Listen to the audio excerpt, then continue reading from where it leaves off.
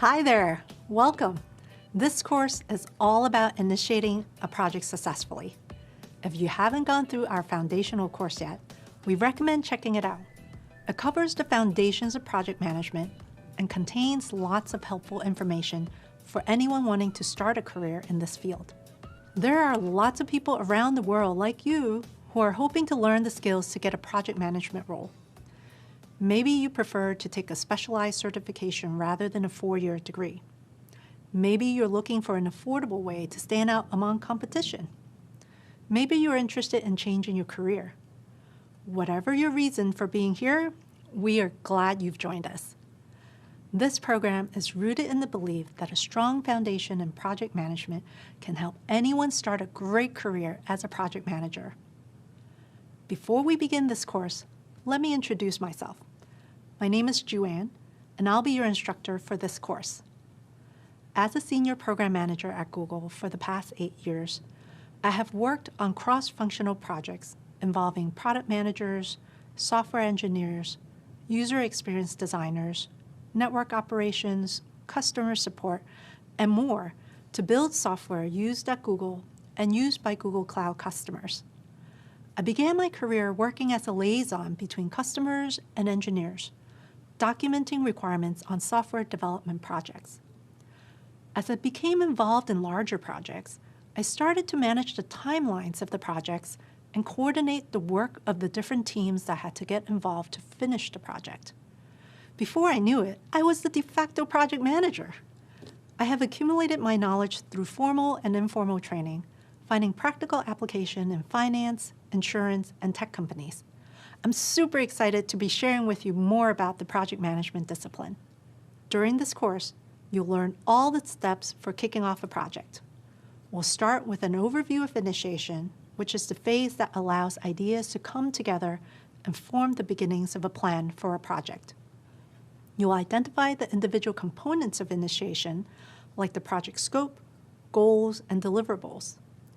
You'll also learn how to measure the success of a project. This is a super important piece of the puzzle. After all, you want to be able to meet or exceed all of the requirements for a successful project, right? Later, we'll talk about how to identify stakeholders. Stakeholders have a direct interest in the project's completion and success. We'll teach you about some really helpful tools you can use to define project roles and responsibilities, and more tools and resources you typically need to complete the work of a project. Finally, we'll introduce documentation that can help your team prepare for project kickoff. Exciting, right? The skills you learn in this course will help you start projects of your own. We can't wait to get into these topics with you. So let's get started. Meet me in the next video. Welcome back. In the last course, you learned that initiation is the first phase within the project lifecycle, followed by planning, executing, and closing. Makes sense, right? Regardless of your chosen methodology, all projects have to start somewhere. Let's talk more about initiation and why it's important for the success of a project. Because initiation is the first phase of the project, it's really important to get it right. A well-planned initiation results in a strong foundation for your project and sets it up for success. Initiation begins after a problem or opportunity has been identified within an organization. Often, stakeholders like senior leaders at a company will initiate a project to address a specific need for the business. For example, perhaps the company would like to roll out a new product, improve employee well-being, or reduce costs in a certain department.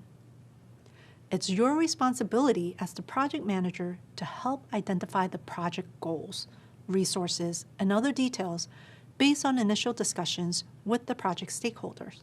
Even though someone else might come up with an idea for the project, it's still your job to figure out all the important pieces that need to come together in order to get the work done. The initiation phase is a crucial time for asking stakeholders the right questions, performing research, determining resources, and clearly documenting the key components of a project. Doing this will help you solidify the scope or the boundary of the project. If this seems a bit overwhelming, don't worry. We'll talk more about project scope later on in this course. If a project isn't initiated properly, things can go wrong pretty fast. For example, without sufficient understanding of the project's goals, you might underestimate what resources you need or how long the project might take. Or without agreeing with stakeholders on what success looks like, you might think the project was completed successfully, while the stakeholders might think it didn't accomplish their goals. Getting on the same page and gaining clarity during the initiation phase can save a lot of time and extra work for everyone throughout the project. Proper initiation also helps ensure that the benefits of the project outcomes will outweigh the costs of the project. To determine this, you'll do what's called a cost-benefit analysis, which is the process of adding up the expected value of a project, the benefits, and comparing them to the dollar cost. To do this, you will work with stakeholders to consider a few questions. To determine the benefits of a project, those questions might include: what value will this project create? How much money could this project save our organization? How much money will it bring in from existing customers? How much time will be saved? How will the user experience be improved? And to determine the costs of a project, those questions might include: how much time will people have to spend on this project? What will be the one-time costs? Are there any ongoing costs? What about long-term costs? The benefits of a project should always outweigh the costs, so it's really important that you consider these questions early on. Coming up, we'll talk more about the initiation phase and explore the key components of initiating a project. Bye for now. Hello, and welcome back. You just learned about the initiation phase of the project lifecycle and why it's so important to get it right. Next, I'll teach you about the key components that make up initiation and how these pieces lead to the planning phase of a project. There are several key components of initiation that you need to consider in order for your project to be successful: goals, scope, deliverables, success criteria, stakeholders, and resources. First, you need to consider the goals of a project. The goal is what you've been asked to do and what you're trying to achieve. All projects should have clear goals, and often those will be determined by senior company leaders with your help. From there, you will begin to consider the project scope. This is the process to define the work that needs to happen to complete the project. You also need to think about project deliverables. There are products and services that you will create for your customer, client, or project sponsor. Deliverables can be anything from product features and functionalities to documentation, processes, and more. Anything that enables the goal of your project to be achieved. Deliverables are submitted to help you reach your project goals. Also, it's important to keep in mind that deliverables can be tangible or intangible. An example of a tangible deliverable might be submitting a chapter of a manuscript if the goal is to publish a textbook. Or if your project goal is to finish implementation of a new point-of-sale software at a retail store, scheduling staff training sessions could be an intangible deliverable. Once the goals, scope, and deliverables are determined, you need to consider success criteria. Success criteria are the standards by which you measure how successful a project was in reaching its goals. Another important consideration is your stakeholders. Stakeholders are key to making informed decisions at every step of the project, including the initiation phase. They're the people who both have an interest in and are affected by the completion and success of a project. As a result, they're often instrumental in determining the goals, objectives, deliverables, and success criteria of a project, from coming up with the idea to outlining the expectations of its results. As you move through the initiation phase, it's your job to ensure that you understand the needs of the project's stakeholders early on. It's also your role to ensure that all stakeholders are in agreement on the goals and overall mission of the project before moving on to the next phase. Now, let's talk about resources. Resources generally refer to the budget, people, materials, and other items that you'll have at your disposal. It's super important to think carefully about these pieces early on. No one wants to get started on a project only to realize halfway through that they don't have enough money or enough people to complete the work. That would be a mess. Finally, once you've established your goals, scope, deliverables, success criteria, stakeholders, and resources, it's time to create a project charter. A project charter is a document that contains all the details of a project. Project charters clearly define the project and its goals and outline what is needed to accomplish them. A project charter allows you to get organized, set up a framework for what needs to be done, and communicate those details to others. Once you've drafted the charter, you would then review the document with key stakeholders to get their approval to move into the planning stage. Coming up, you'll learn more about project charters and even get the chance to create one yourself. Hopefully, you're starting to see how the key components of initiation help lay the foundation of a solid project. To quickly recap, you'll gather information about your goals, scope, deliverables, success criteria, stakeholders, and resources. And you'll document that information in the project charter. During the rest of this course, we'll talk more about each of the components outlined so far. You've come so far and learned so much. Keep up the great work.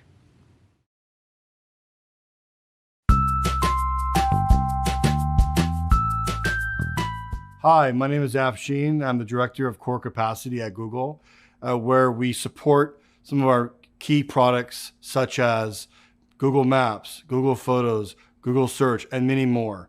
Ultimately, what we're doing is we're managing the supply and demand for our products in the resource space. So specifically, compute, storage, machine learning, and networking resources. Ultimately, our goal is to provide the fuel for these products so we can support our billions of users. I often look at establishing the project goals, and tied to the goals is discussing the criteria. What's a successful project? What are the measurables involved in the project space?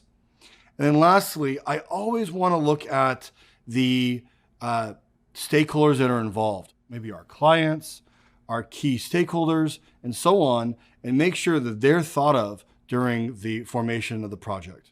I'm meeting with the stakeholders. I'm trying to understand what they're trying to achieve, what we're trying to achieve, and the goal, if you will, is a critical aspect of setting the scope. When I'm trying to set the goals of a project, I apply very in-depth active listening.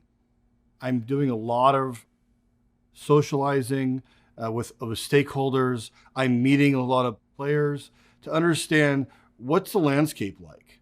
I really am, it's an active listening experience. So I have a recent example of a project that in my view did not do the proper initiation phase.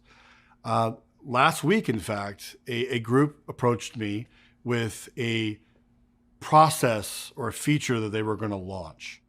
I reviewed it and immediately realized that they were so far off. They had not discussed the topic with any of my team members or myself, and they were day -1 from launching the feature. It was a total miss.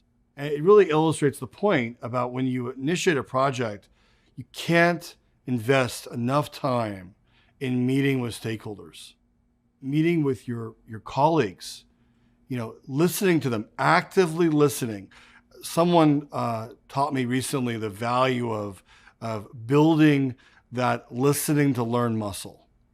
And in the project initiation phase, to me, that is such a valuable talent. There are those that have it, there are those that haven't learned it, and there are those that'll never do it. And I believe it's a trainable skill, but it requires you to really slow down and look at the landscape in front of you. Nice work. You're on your way to becoming a great candidate for roles in project management. We're so glad you've stuck with us, and we hope you're proud of the progress you've made so far. In the last few videos, we've given you a primer on kicking off a project successfully. To recap, you learn more about initiation, the first phase of the project lifecycle. Hopefully, you're starting to see how important this phase is for the overall health of a project. As we talked about earlier, a lack of preparation during the initiation stage can lead to problems later on in the project lifecycle, like a budget shortage, a missed deadline, or too few teammates to complete the work. But with early planning, you can set your team up for success.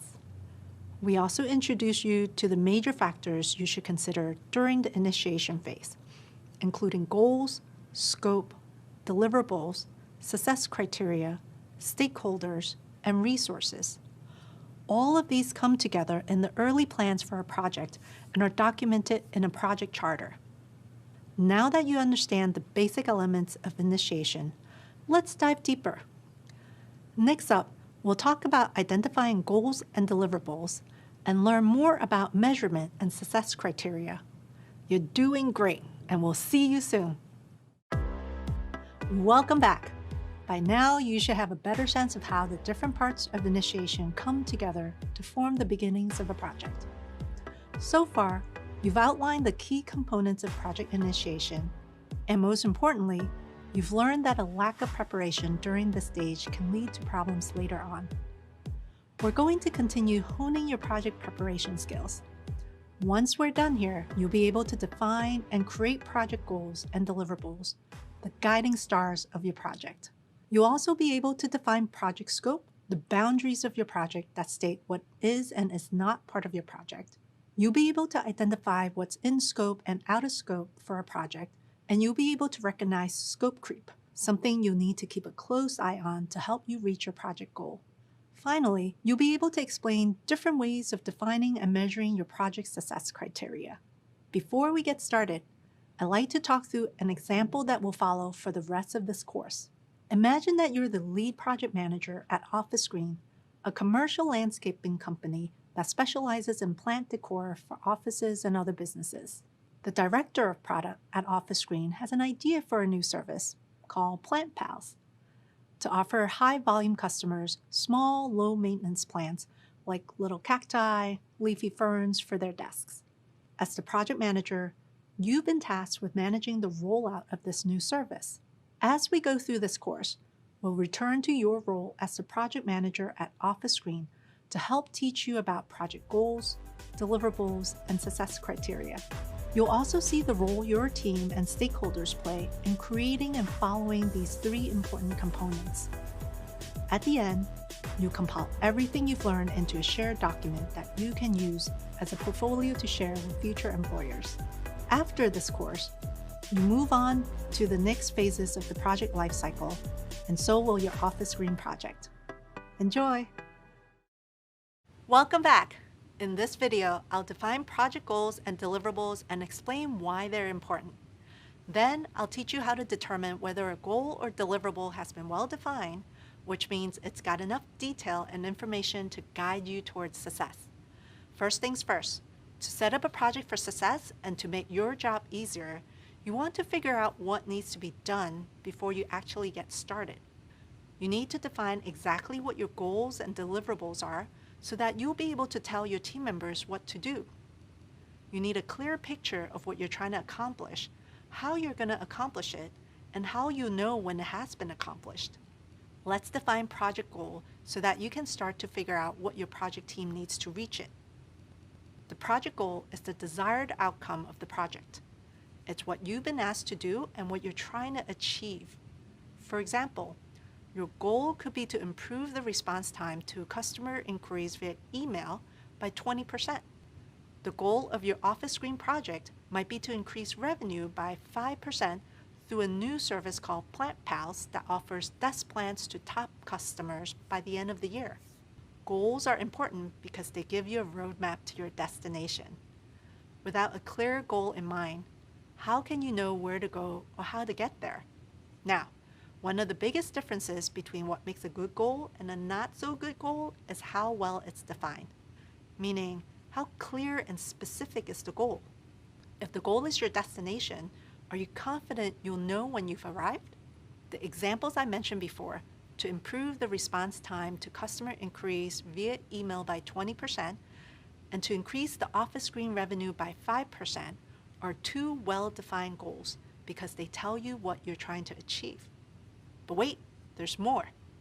These goals also tell you how to do what you've been asked to do.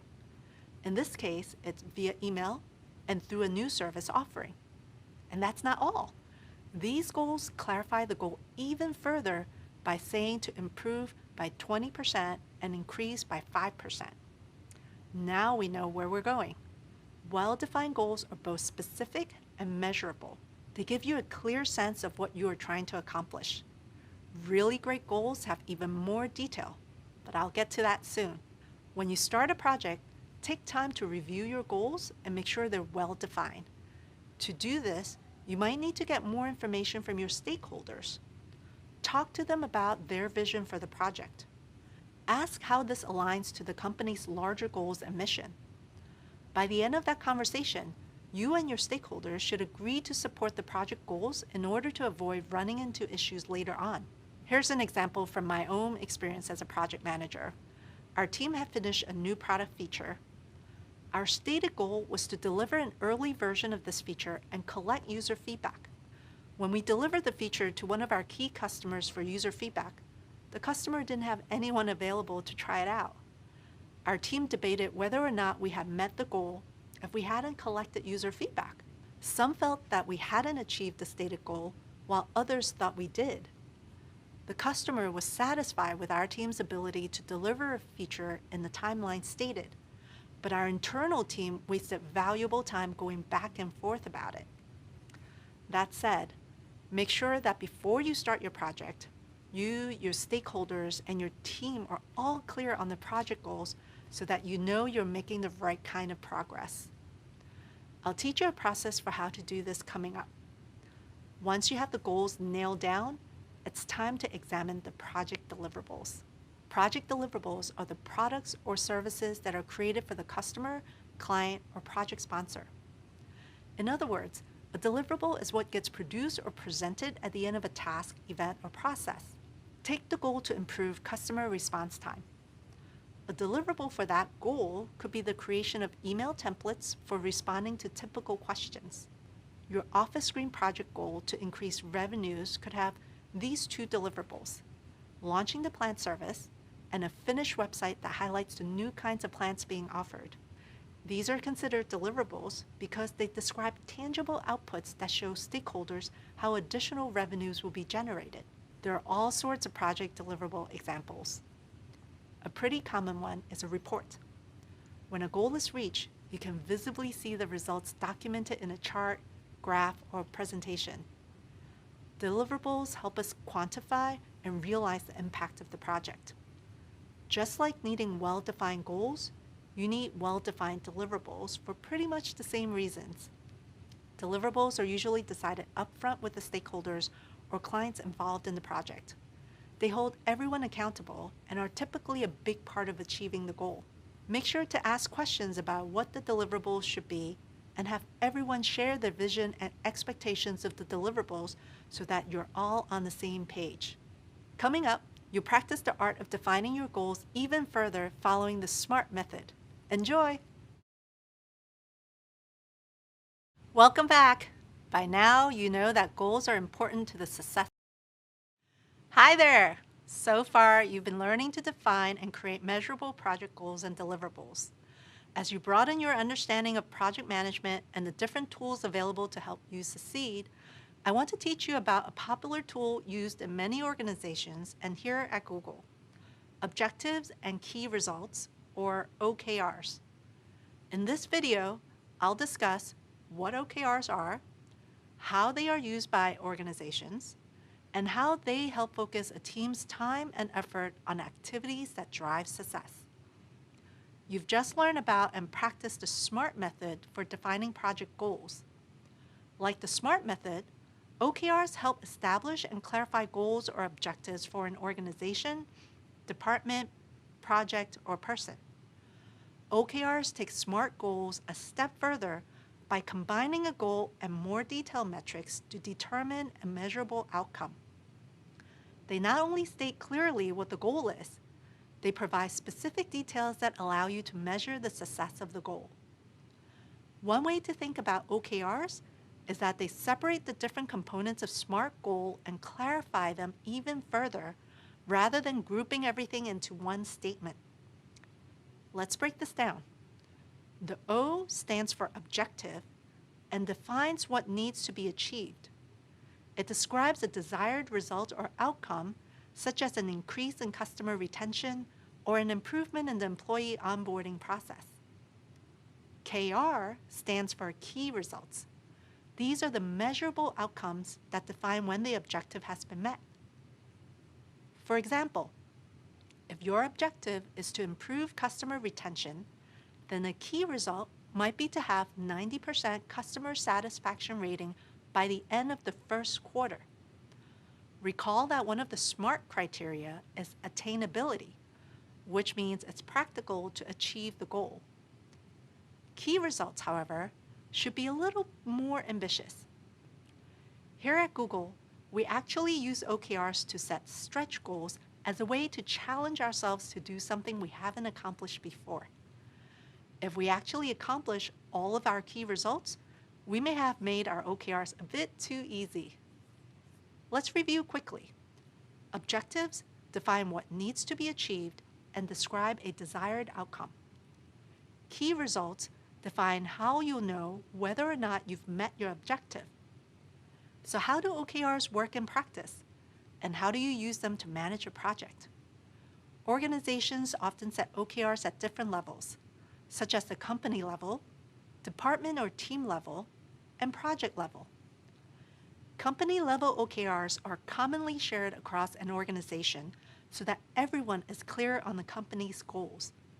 They are usually updated on an annual basis to help drive the organization in the direction it wants to go. These high-level OKRs support the mission of the organization.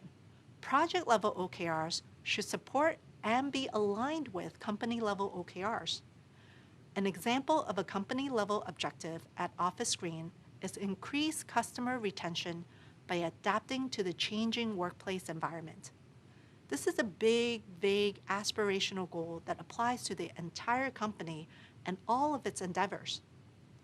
In order to focus their efforts to reach this objective, Office Green might develop key results that include 95% of phone, chat, and email customer support tickets are resolved during the first contact.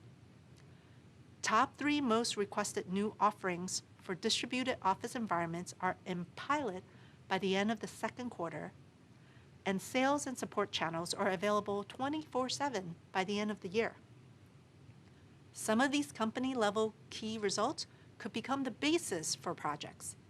For example, the key result, top 3 most requested new offerings for distributed office environments are in pilot by the end of the second quarter, could become the Plant Pals project. Team or department level OKRs support the company's broader OKRs and help drive team performance. Departments may develop OKRs that are more specific to their job function as well. For example, the company-level key result, sales and support channels are available 24/7 by the end of the year, could lead to a related sales department objective, like increase the sales team presence nationwide. And the key result, new sales offices are open in 10 cities by the end of the year. Project-level OKRs are set during the initiation phase to help define measurable project goals. They're tracked throughout the planning and execution stages to measure project success. Project-level OKRs need to align with and support both company and department-level OKRs. For example, in order to align with Office Green's company-wide objective to increase customer retention by adapting to the changing workplace environment, a project objective for Plant Pals might be to enroll existing customers in the Plant Pals service. A key result for this objective might be 25% of existing customers sign up for the Plant Pals pilot. Let's recap. OKR stands for Objectives and Key Results. They combine a goal and a metric to determine a measurable outcome. Objectives define what needs to be achieved and describe a desired outcome. Key results define how you will measure the outcome of your objective. Company-level OKRs are shared across an organization so that everyone can align and focus their efforts to help the company reach its goals. Project-level OKRs help define measurable project goals. They need to align with and support both company and department-level OKRs. Great! Now that you have a better idea of what OKRs are and how they function, you can practice creating OKRs on your own. Welcome back. Project scope is a really important concept that I want to tell you about. You'll hear it come up time and time again throughout each phase of the project lifecycle.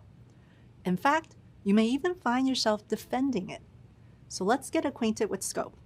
In this video, you will learn how to define and determine scope. Simply put, your project scope includes the boundaries of a project. The way we define it at Google is an agreed upon understanding as to what is included or excluded from a project. Scope helps ensure that your project is clearly defined and mapped out. That means knowing exactly who the project will be delivered to and who will be using the end result of the project.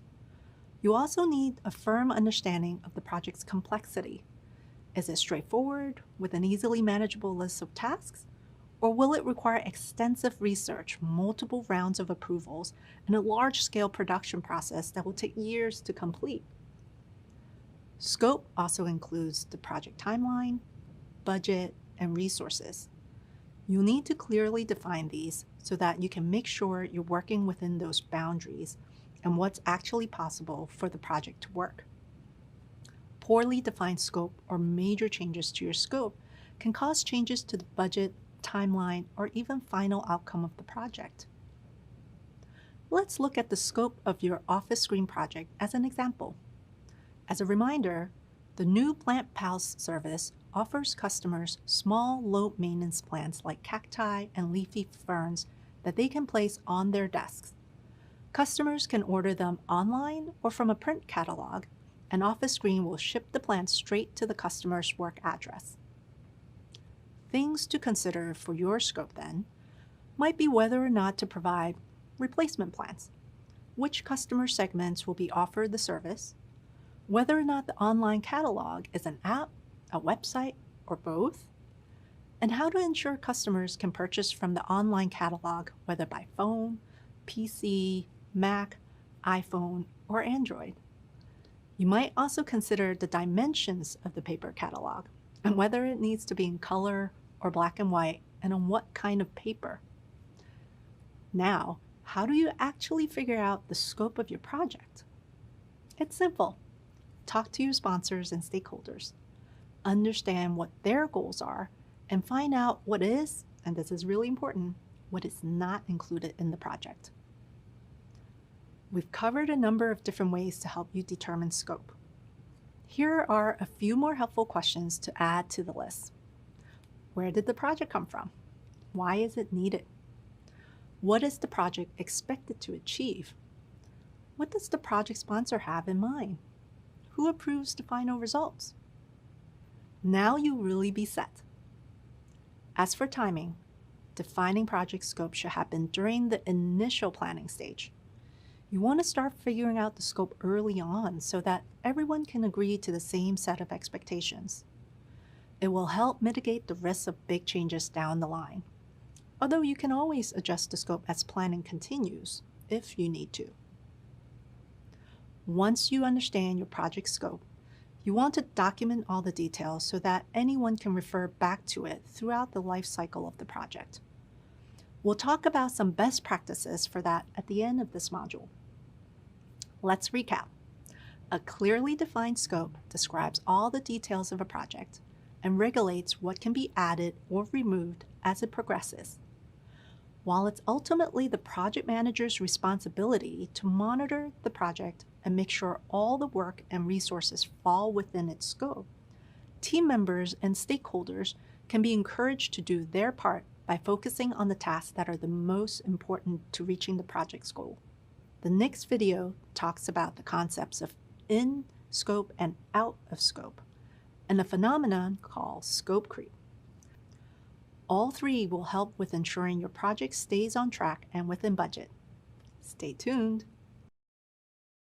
Hi there. As you now know, an important part of project management is keeping an eye on your project scope and knowing which tasks are truly part of the plan and which aren't. Tasks that are included in the project and contribute to the project's overall goal are considered to be in scope. Tasks that aren't included are called out of scope.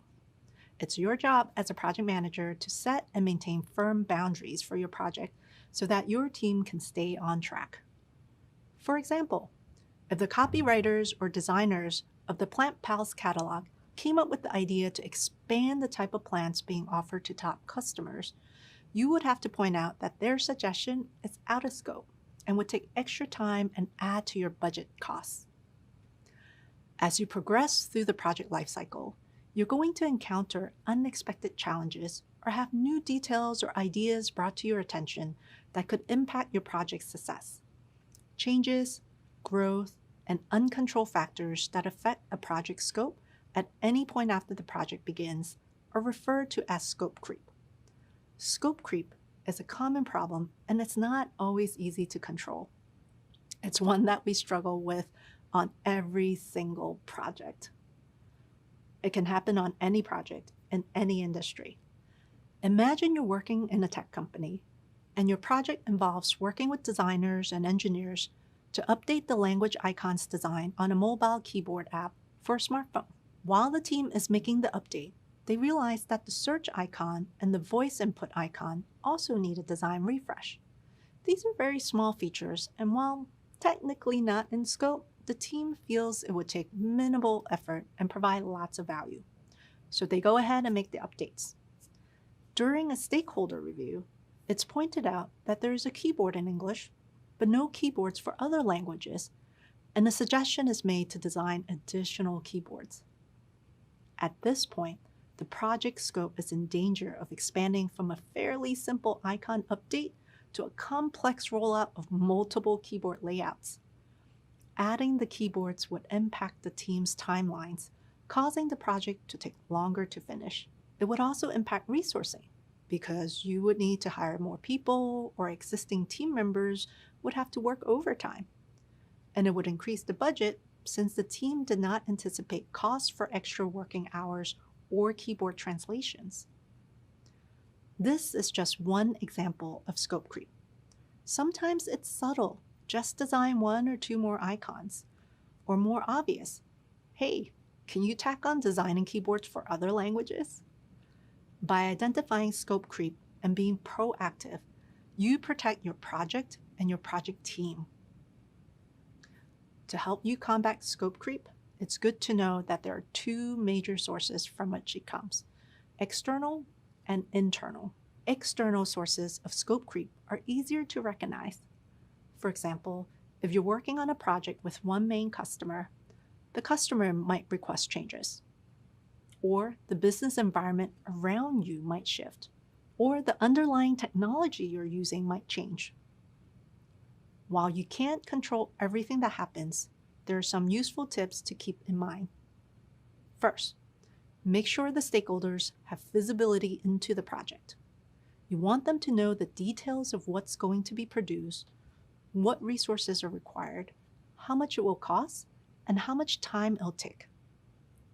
Also, get clarity on the requirements and ask for constructive criticism of the initial product proposal.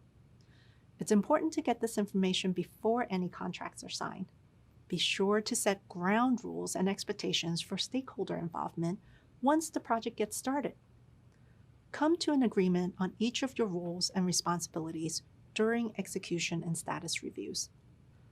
Once you're clear on the project scope, come up with a plan for how to deal with out-of-scope requests. Agree on who can make formal change requests and how those requests will be evaluated, accepted, and performed. And finally, be sure to get these agreements in writing. This way, you always have a documentation to point to if you, a stakeholder, or the customer have a disagreement down the line. One of the leading causes of external scope creep is not being clear on the requirements before defining the scope and getting formal approval to move forward with the project. This is where those specific and measurable goals and deliverables come into play. If the requirements aren't specific, and if you haven't agreed on the project's processes, deliverables, and milestones, then you're almost guaranteed to be dealing with scope creep once the project begins. Internal sources of scope creep are trickier to spot and harder to control. This kind of creep comes from members of the project team who suggest or even insist on process or product changes or improvements. It's possible that a product developer will justify a decision on the grounds of making the product better, even though it's going to cost more. Or a team lead might decide that a certain process is more efficient without realizing the impact the change in process will have on other team members tasked with different parts of the project. What you need to make clear to your team is that any change outside of the project scope comes off the bottom line, threatens the schedule, and increases risk. There are no small impacts to project scope. Anytime a team member takes on an unplanned task, more is lost than just the time spent working on that task. It's your responsibility as the project manager to maintain the limits of the project. The best defense is to know the details of your project in and out, so you're always prepared with the most appropriate response to a new idea or request. Let's recap. Monitor your project scope and protect it at all costs. Even the most minor change can mean major risk to your project's success. Coming up, I'll tell you about the triple constraint model and how you can use it to help determine how your project changes affect scope. Stay tuned. Hi, and welcome back. In this video, we're going to talk about managing project scope. Managing scope goes hand in hand with goal setting. For example, redefining the scope can change the goal, and a revision of the goal can change the scope. The concept of project scope is important throughout the project. While your project will have its own specific goals, the overall goal for you as the project manager is to deliver the project according to the scope agreements. This includes delivering the project within the given deadline and the approved budget. You'll quickly find that this is easier said than done. As you progress through your project, you will continually need to make compromises and weigh trade-offs as new challenges and changes and factors present themselves. Anytime a team member takes on an unplanned task, more is lost than just the time spent working on that task. In order to decide if a scope change is acceptable and what impact it will have, project managers usually refer to the triple constraint model. The triple constraint model is the combination of the three most significant restrictions of any project: scope, time, and cost. We've talked a bit about what scope is, so let's focus now on time and cost. Time refers to the project schedule and deadlines. Cost includes the budget, and it also covers resources and the people who will work on the project. Both time and budget have to be carefully managed alongside scope. All three of these are linked. You can't change one without having an impact on the others. For example, a decrease in cost means a change in time or scope. An increase in time means a change in scope or cost, or both. Understanding how changing one impacts the other two constraints is key. It's important to consider what trade-offs you're willing to make as the project progresses. To do this successfully, you need a clear understanding of the project priorities. You have to know what is most important when it comes to scope, time, and cost. If there's a specific deadline that must be met, then you'll need to limit any changes to the scope that might cause the project to go past the deadline. If the product must look or function in a certain way, then the requirements are a priority, and you could justify changes in costs or time in order to meet the scope requirements. But just because you can make a change, that doesn't mean you necessarily should make a change. And even though the limits of scope, time, and costs have been set, you can still make changes if there's a good reason to do so. Don't worry, you won't have to decide on these changes all by yourself. If there are scope decisions that need to be made, the project manager will likely need to consult with the project sponsor and stakeholders to get their approvals. Let's go through a few scenarios so you can get familiar with weighing the value of a trade-off and understanding the impacts of any changes. In the first scenario, a request has been made to improve the PlantPal's product features. The director of product at Office Green wants to use pots that indicate when the plants need to be watered. Making changes to the product is a scope change. You know that you can't change the budget, but you can extend the timeline. So you can accept the scope change request and extend the timeline as long as the budget doesn't increase. Here's another possible scenario. A request has been made to reduce the budget without making any changes to the scope. The final outcome of PlantPal still needs to look and function as you all originally agreed. If you're going to reduce the budget and keep the scope, you may need to extend the timeline. Okay, here's another scenario. There's a request to tighten up the timeline and finish early, but you can't increase the budget. In order to do this, you'll need to make changes to the scope, like limiting shipping options. Doing this will give your project more time because you'll have one less shipping contract to negotiate.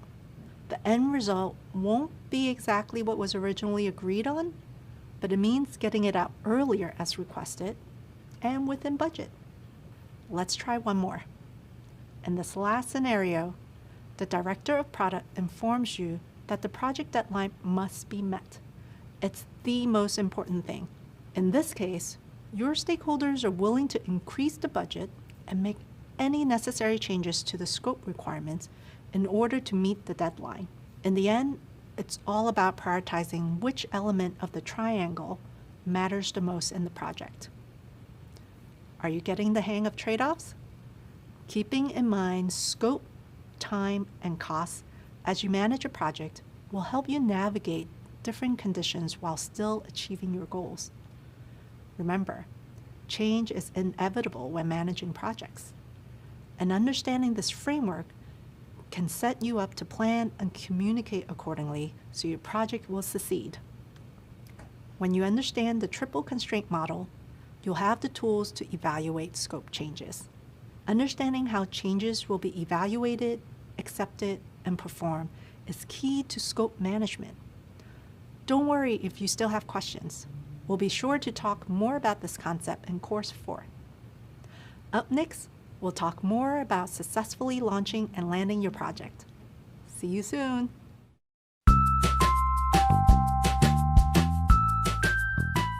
Hi, I'm Tori, and I'm an Education Program Manager at Google. Specifically, I work on our digital literacy curriculum called Applied Digital Skills that helps learners of all ages learn the practical digital skills needed for the jobs of today and tomorrow. So scope is important because if you have a well-defined scope in the beginning of a project, it'll help make sure that your team members, your stakeholders are all aligned and on the same page right from the start, and you can avoid any issues down the line that may come up that you might not have been aware of. Some challenges of staying within scope could be what we like to call scope creep, and these things can happen if, for example, you have some stakeholders that have some certain needs, desires, or requests that may actually end up changing the scope. Scope creep is when the scope changes after you've already started the project. And this can be really challenging to manage if you don't keep an eye on it from the beginning. I was recently working on a project where we were hoping to actually reach underserved communities with our digital literacy curriculum, and the initial project scope started off focusing on middle and high school students. But at some point down the line, after the project started, there were some stakeholders who actually wanted to expand the audience to adult learners. And so we had some trouble trying to figure out how we were going to manage that. Were we going to change the scope? Were we going to keep it the same? And ultimately, we decided to keep the scope the same and referenced back to our original goal in the beginning. Because if you think about it, changing the audience would make the project goals and our strategies for reaching those audiences drastically different. So ultimately, we ended up keeping the scope and communicating that to our stakeholders. Some best practices for managing scope is just make sure you document everything in the beginning and share it with all of your stakeholders and team members, and make sure everybody's in agreement on that scope.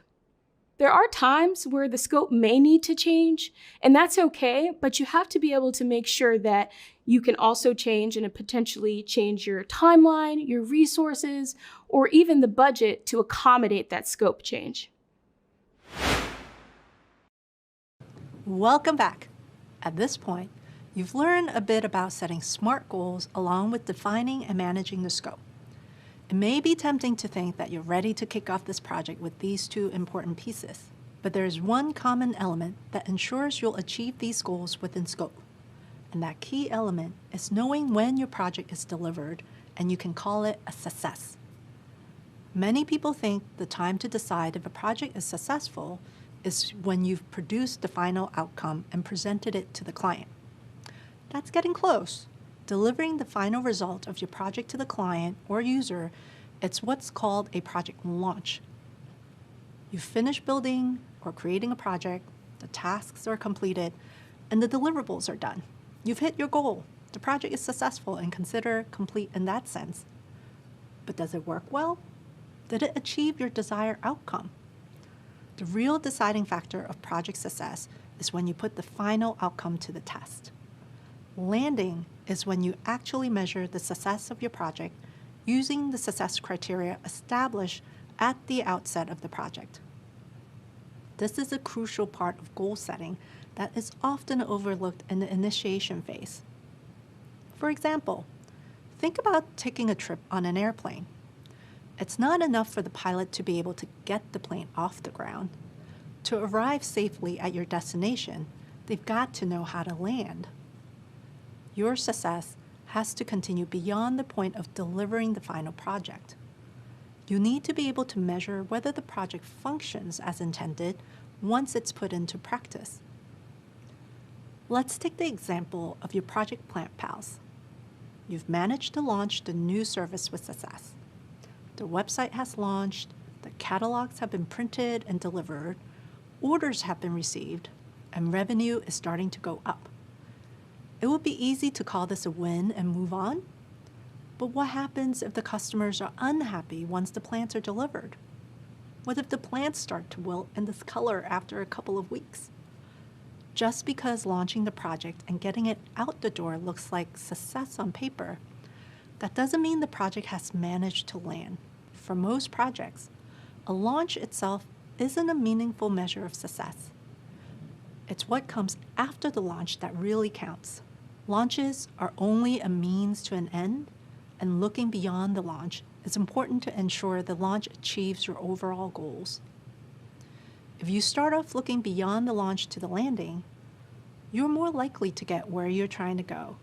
Since landing is a concept and not a finite definition, it's important to define what a successful landing looks like for a particular project.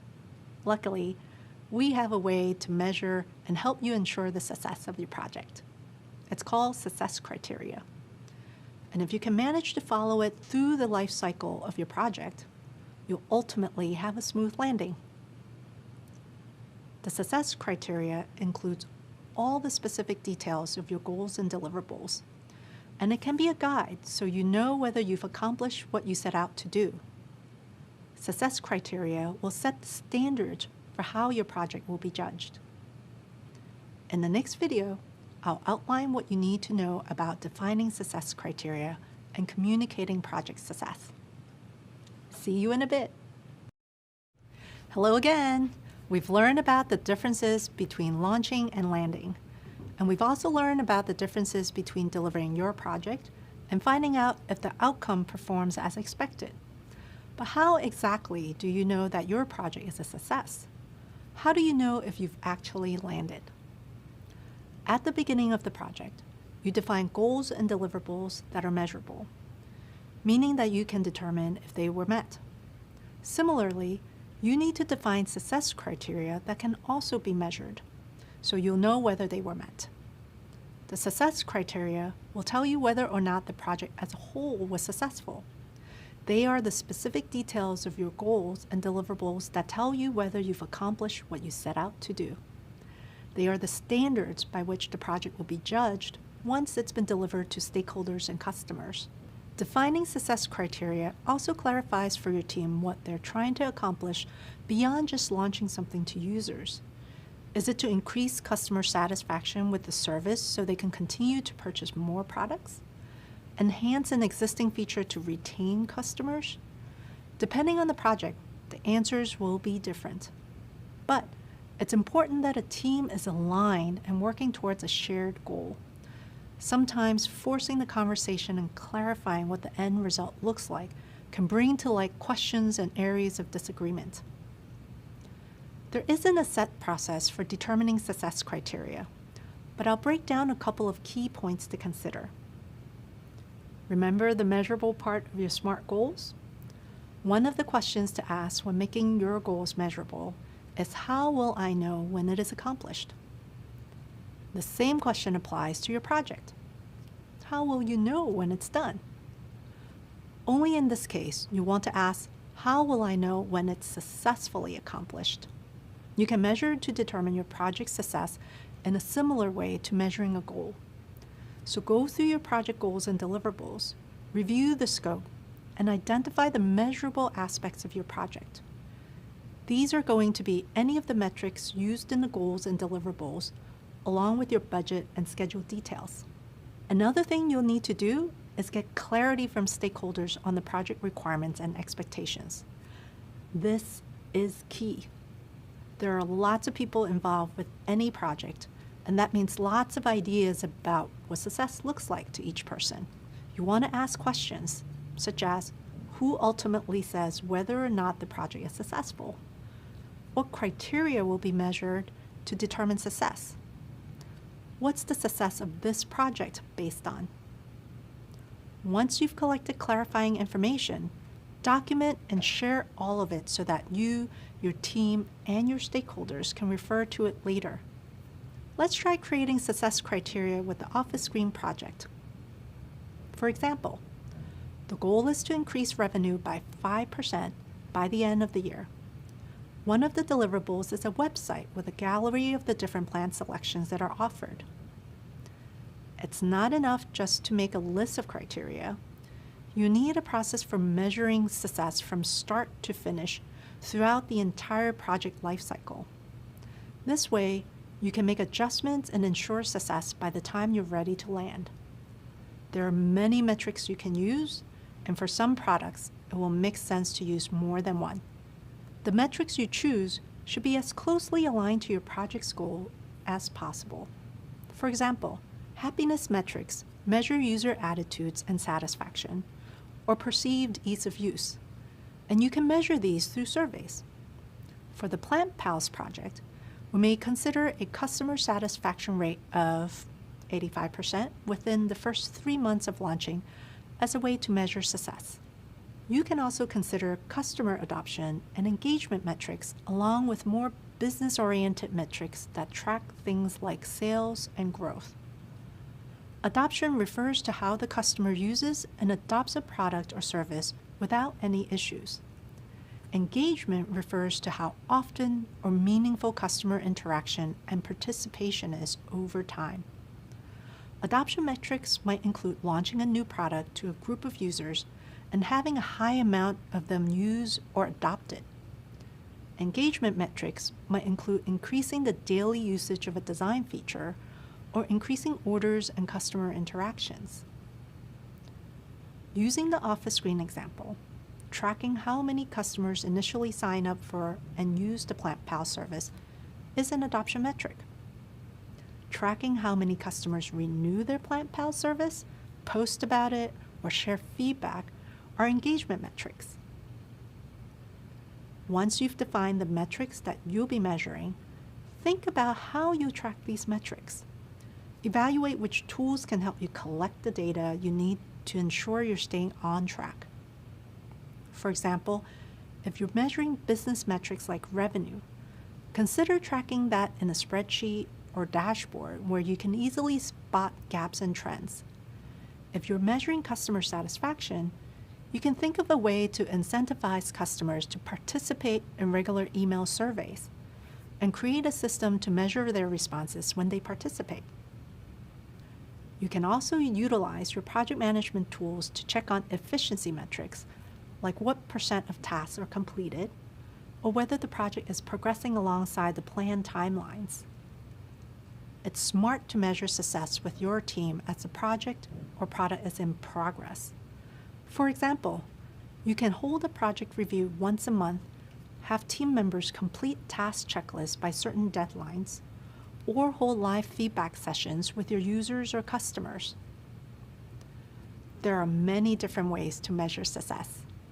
The key is to pick the methods that work best for your success criteria. It's a good idea that, along with each success criteria on your list, to also include the methods for how success will be measured, how often it's measured, and who's responsible for measuring it. Share your success criteria document with your stakeholders and ask if they agree with how the project's success will be determined. It's also a good idea to have the appropriate stakeholders sign off on the success criteria. This way, everyone will be clear on who is responsible for which tasks, and you'll all thoroughly understand what the path to success entails. Keep this documentation visible throughout the duration of the project and clearly communicate it with your team every step of the way. They're the ones who will be attempting to meet all the different requirements, so don't keep them in the dark about what they're supposed to do or how they're supposed to do it. If done correctly, defining your success criteria should create greater alignment within the team and give everybody better visibility into how to achieve success. Clarity around success metrics also helps teams prioritize which efforts are most impactful to their users. Defining project success is a complex but crucial part of project management. With more and more practice, this process will come more natural to you in the planning stages and throughout your project. We'll continue exploring and talking more about these concepts throughout the course. Nice job! You're almost done with Module 2. I'll see you in a bit to review what we've covered. You're doing great! You've completed this module and have set yourself up for success. Way to go! Defining goals and managing scope and ensuring a successful landing might seem tricky to master at first, but the SMART method and the triple constraint triangle, tools and methods for measuring success criteria, and clear communication will help you every step of the way. In the next module, we will talk about the roles and responsibilities that come along with each project, so that everyone knows how they contribute to reaching the project's goals. Welcome back. In this module, we'll learn all about stakeholders and their importance to a project. In the last set of videos, you learned the ins and outs of project scope. While exploring how a project can be in scope or out of scope, you learned about setting SMART goals. We also discussed launching a project, getting it started, versus landing a project, whether or not it was successful. And there are a lot more exciting topics to come. In this module, you'll learn more about stakeholders. Remember that stakeholders play a pivotal role. They are people who are interested in and affected by the project's completion and success. You'll see that each person involved has a set role and set responsibilities to help bring the project to a landing. Those roles include project sponsors, customers, team members, and of course, you, the project manager. You'll also find out about things like stakeholder mapping and analysis and RACI charts.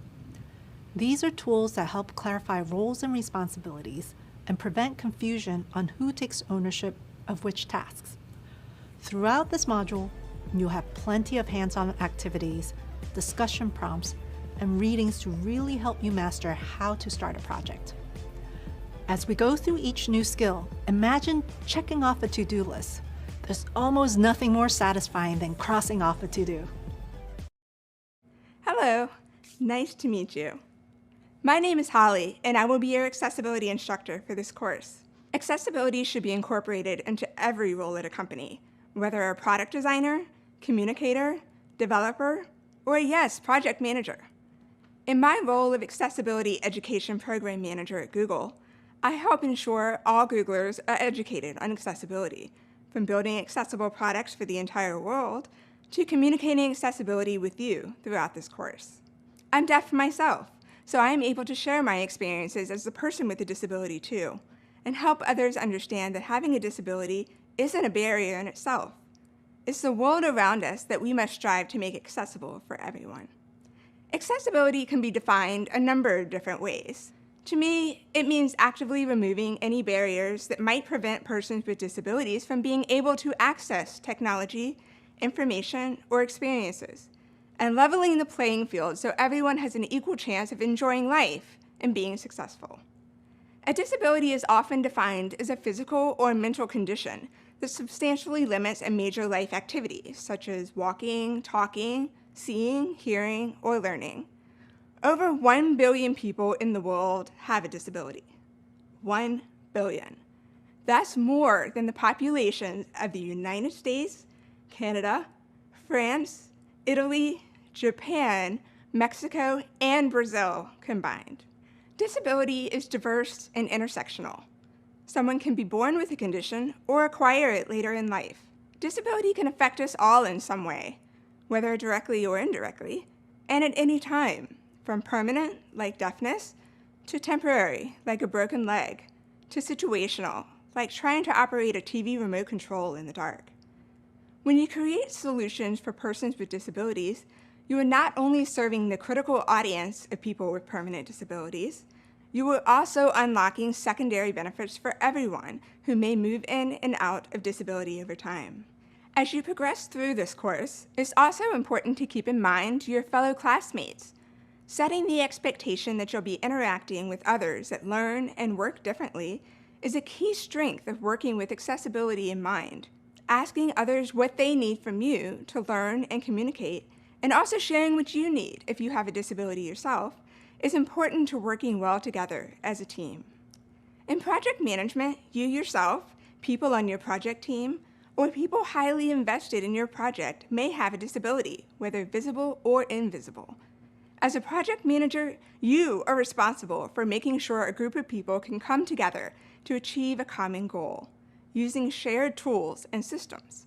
In order to be successful, you need to make sure the infrastructure and culture you set up works for everyone.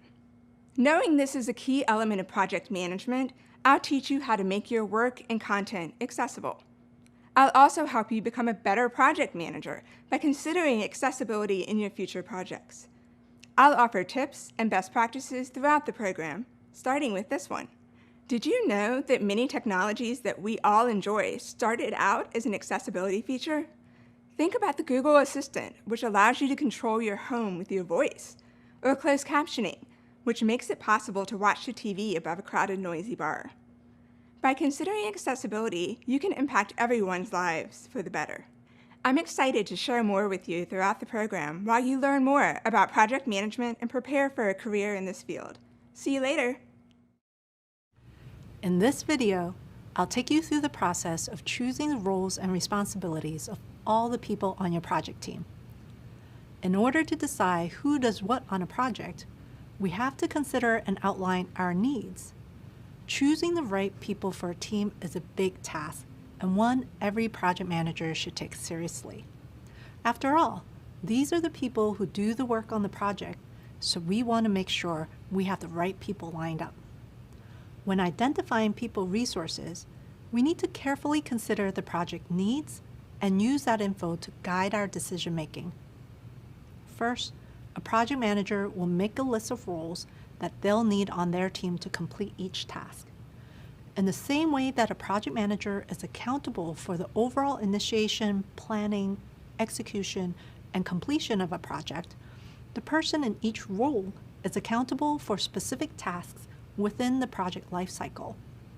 For example, a home construction project team might include roles on their list like an architect, a site manager, and multiple construction workers. Once the tasks are clearly laid out, the project manager decides how many people they'll need on their team. This can vary greatly depending on the project size. For small projects, a team may only need 3 or 4 people to complete the deliverables on time. And for larger projects, a team might include dozens. At Google, we sometimes have hundreds of Googlers working on the same project. Getting the team size right is important for a bunch of reasons. For example, when there's a lot of people on a project, communication sometimes becomes difficult. That makes it more likely for someone to miss important details. But if your team is too small, there might not be enough people to finish all the tasks. Once you know how many people you need on your team, you have to think about who does what. To decide on the right person for each role, a project manager needs to think carefully about skills. Makes sense, right? If you're managing the construction of a house, you want to know that the construction workers who are building the frame or installing the drywall have the skills needed to do it properly. It's on the project manager to ensure that everyone on the team has the right skills to do the job. But it's also important to remember that skills can be taught. If someone doesn't have a certain skill initially, they might still be a great fit for the team. Maybe this person brings a positive attitude and attention to detail. Perfectly good reasons to have them on your team. Just keep in mind that if a teammate doesn't have the necessary skills, it's important that they are trained in time so not to cause project delays. When choosing teammates, a project manager also has to factor in each person's availability and whether they'll feel motivated to complete their assigned tasks. For example, you might know a fantastic site manager who'd make a great asset to the team. But if they're already staffed on another big project, they might not have the time to commit to yours. Or even if they do have the time, they might not feel like this project will give them the visibility they need for a promotion. Motivation is a key ingredient to great work, so it's a good idea to pick people who are excited to get involved. But of course, we don't always get to choose our resources. Sometimes another manager or team lead might just assign people to roles. When this happens, it's the project manager's challenge to deliver the best work with what we're given. Let's check in on our project at Office Screen, where we're rolling out a new service. As a project manager, it's up to you to decide who you need on your team. You'll have to ask yourself questions on things like staff experience, availability, the workspace, team member workload on other projects, and more. For example, who on the team has office landscaping experience? Who's local to the city where the launch will happen? Who can be fully dedicated to this project for the next 8 weeks? There's no exact formula for putting together the right team, which makes it a little tricky. Every situation is different and calls for a different set of skills, experience, and perspectives. It can be helpful to look deeper into each task on the project. Always ask yourself these key questions. How many people do I need on my team each step of the way? Which team members do I need and when? Are those experts already busy on other projects? Who makes the final decisions on project resources? So there's a lot to think about when putting together your dream team. Up next, we'll learn more about all the different roles on a project. See you there. As we mentioned in the last video, when you're managing a project to meet certain goals, having the right team around you is a must. Why is it so important? It's because there can be so many moving parts on a project. That means you really need to have confidence and trust that the people around you have the skills and motivation to do the work well. To feel confident in your team, you need to know each person's role from the start. Clearly laying out the responsibilities for each role helps everyone know what project tasks they're accountable for. Odds are, you can't complete this project on your own, even if you're the best project manager of all time, which we know you will be. Before we jump into the specific roles on a project, we want to call out that some roles aren't fixed. Sometimes team members need to adapt and take on more than one role at a time. This usually happens if the company is small or resources are limited. For example, At a small firm, you might be the project manager, designer, and marketer. Whether they're fixed or not, we always have these project roles: project sponsors, team members, customers or users, stakeholders, and of course, the project manager. Let's learn more about each of them. A project sponsor is the person who's accountable for the project and who ensures the project delivers the agreed upon value to the business. They play a vital leadership role throughout the process. Sometimes they fund the project. The sponsor will probably communicate directly with managers and key stakeholders. Team members are the heart of the operation. They're the people doing the day-to-day work and making the project happen. The customers are the people who will get some sort of value from a successfully landed project. Since the project aims to deliver something useful to the customers' needs usually define the project's requirements. You can think of them as the buyers of the project. In some situations, we have both customers and users for a project, and we need to differentiate between the two. Simply put, users are the people that ultimately use the product that your project will produce. To make the distinction nice and clear for you, think of it this way. A software company has created a type of software that allows teams to communicate with each other in an instant message application. The software is purchased by Corporation ABC. They are the customer. But the users are everyone within Corporation ABC that will be using the instant message application every day. Stakeholders are anyone involved in the project, those who have a vested interest in the project's success. Primary stakeholders are people who expect to benefit directly from the project's completion, while secondary stakeholders play an intermediary role and are indirectly impacted by the project. Secondary stakeholders may be contractors or members of a partner organization. But both primary and secondary stakeholders help project managers define project goals and outcomes. And finally, we can't forget the project manager, the person who plans, organizes, and oversees the whole project. That's you. Let's now plug these roles into our Office Screen project. Recall that Office Screen is a commercial plant company that does interior landscaping and plant design for offices and other commercial businesses.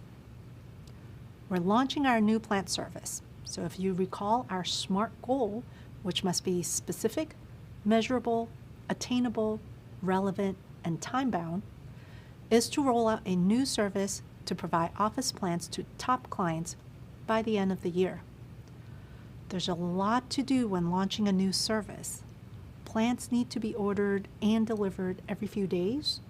New clients will need to be familiarized with Office Screen and its procedures. And there will be ongoing updates to the website and app. For Office Screen's launch, our project sponsor is the Director of Product. They approve the project's budget and ensure that everything stays aligned to the vision, which in this case is that inexpensive and easy to maintain live plants are provided in order to improve the employee work environments. The team's made up of people from across departments, and they're all working together to support the project. For example, the marketing department has assigned some people to the team because they'll need to tell customers about this new service. On this project, the landscape designer is also the website designer. This is an example of where a team member plays more than one role. And you're the project manager. You're the one managing the information, people, and schedule to carry this project to a successful landing. Our customers for this project are buyers at offices who might be interested in Office Screen services, such as office managers or procurement teams. However, the users are the employees who work at the offices because they're the ones who enjoy the plants. And finally, all of these people are project stakeholders. Secondary stakeholders won't play active roles throughout all phases of the project, but still need to be informed as they are a component of what the project needs to succeed. For example, these include Office Screen's investors, who are helping to fund the new service launch, and the office screen receptionist, who will answer a lot of customer questions about the new service once it's launched. So, now that we know why it's so important to decide on these roles early on and how these roles work within a project, let's put them into action.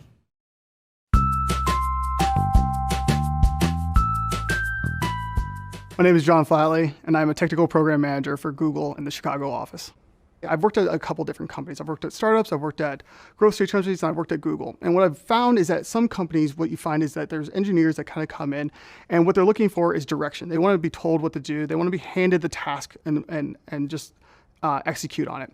At Google, people are really invested in their product. We call Google a bottom-up kind of culture.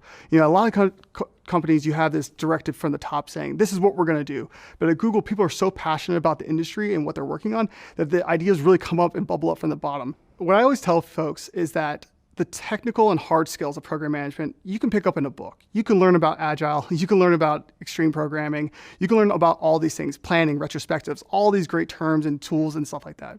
At the end of the day, that's all they are though. They're just a tool.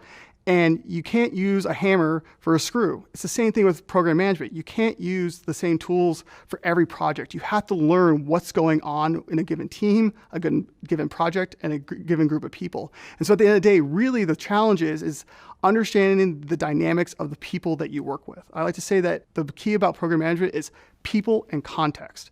You have to understand the people that you're working with, you have to understand the context, and only then can you apply the skills that you learned. You won't always have the opportunity to pick and choose what people you want to work on a project. And that's okay, because you can just use those tools that you've gained in the past to understand the backgrounds and the style and the personalities of the people that you're working with.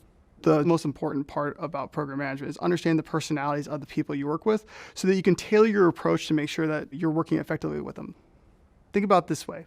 You might be working with an introverted person. That person needs different types of attention than an extroverted person. An extroverted person wants to talk about their ideas and their project plans in a meeting. An introverted person, you might want to get their feedback offline or have an async kind of form or opportunity for them to voice their opinion.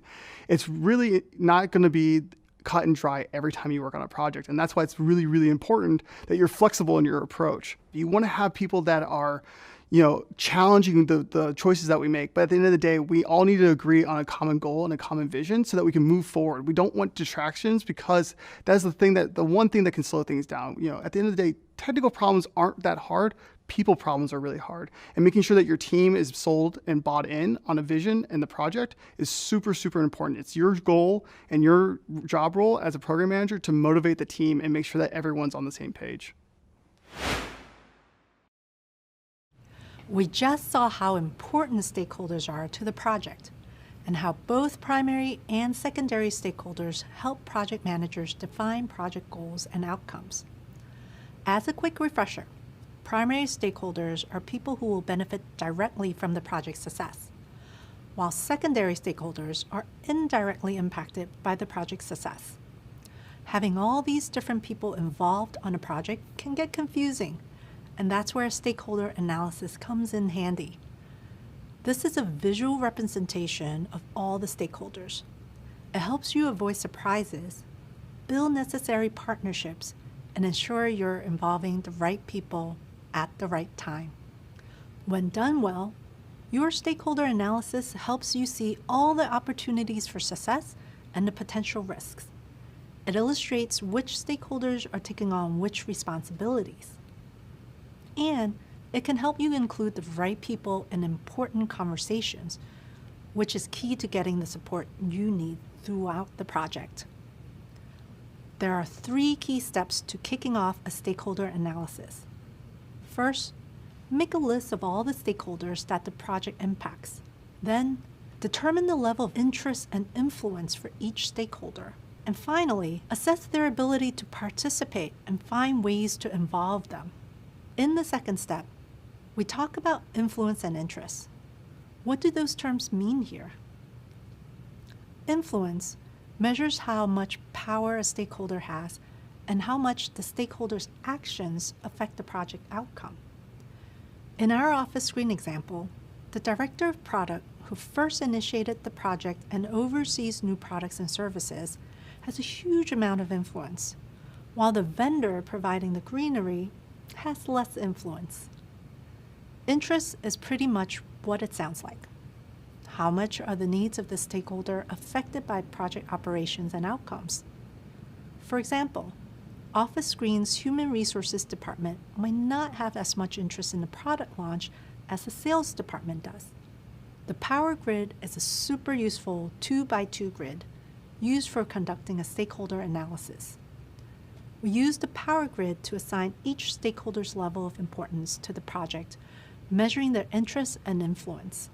The position of the stakeholder on the grid usually determines their active role in the project. The higher the interest and influence, the more important the stakeholder is to the project's success. Without their support, it's unlikely that the project will successfully land. These people are our key stakeholders. Now that you have a better idea of each stakeholder's position on the team, you can plan how to best manage everyone. There are 4 different techniques you can use for managing stakeholders. The first group of stakeholders are the key players or key stakeholders. You find these people in the top right corner of the grid. To best manage key stakeholders, you want to closely partner with them to reach the desired outcomes. Of course, not everyone's a key stakeholder, but each role, even the non-key stakeholder, gets a spot on the grid. You find stakeholders with higher influence but lower interest in the top left corner of the grid. To manage these stakeholders, you want to consult with them and meet their needs. Their opinions and input are important to the project.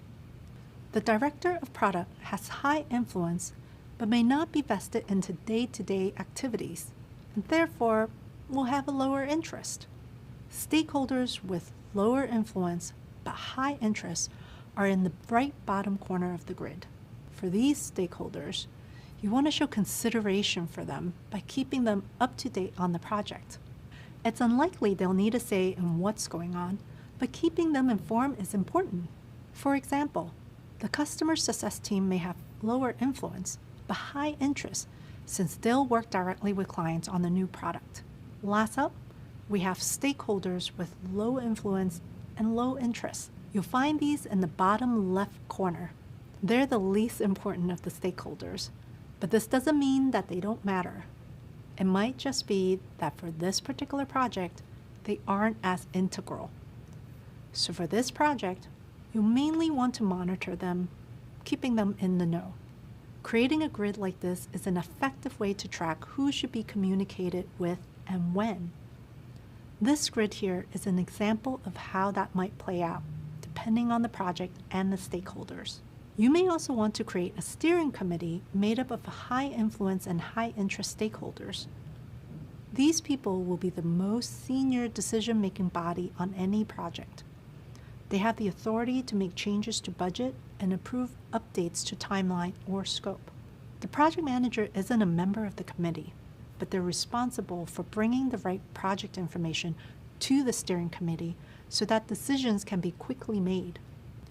How you engage your stakeholders from this point on depends on your particular situation. There are different ways to involve each stakeholder, and you have to be strategic to get helpful and relevant input from the right people at the right time. You want to meet with some stakeholders every single day, and others you'll just send periodic updates to. Stakeholder buy-in is the process of involving these people in decision-making to hopefully reach a broader consensus on the organization's future. To get stakeholders to buy in on the project, you'll have to pay particular attention to your high-impact stakeholders and make sure they feel looped in.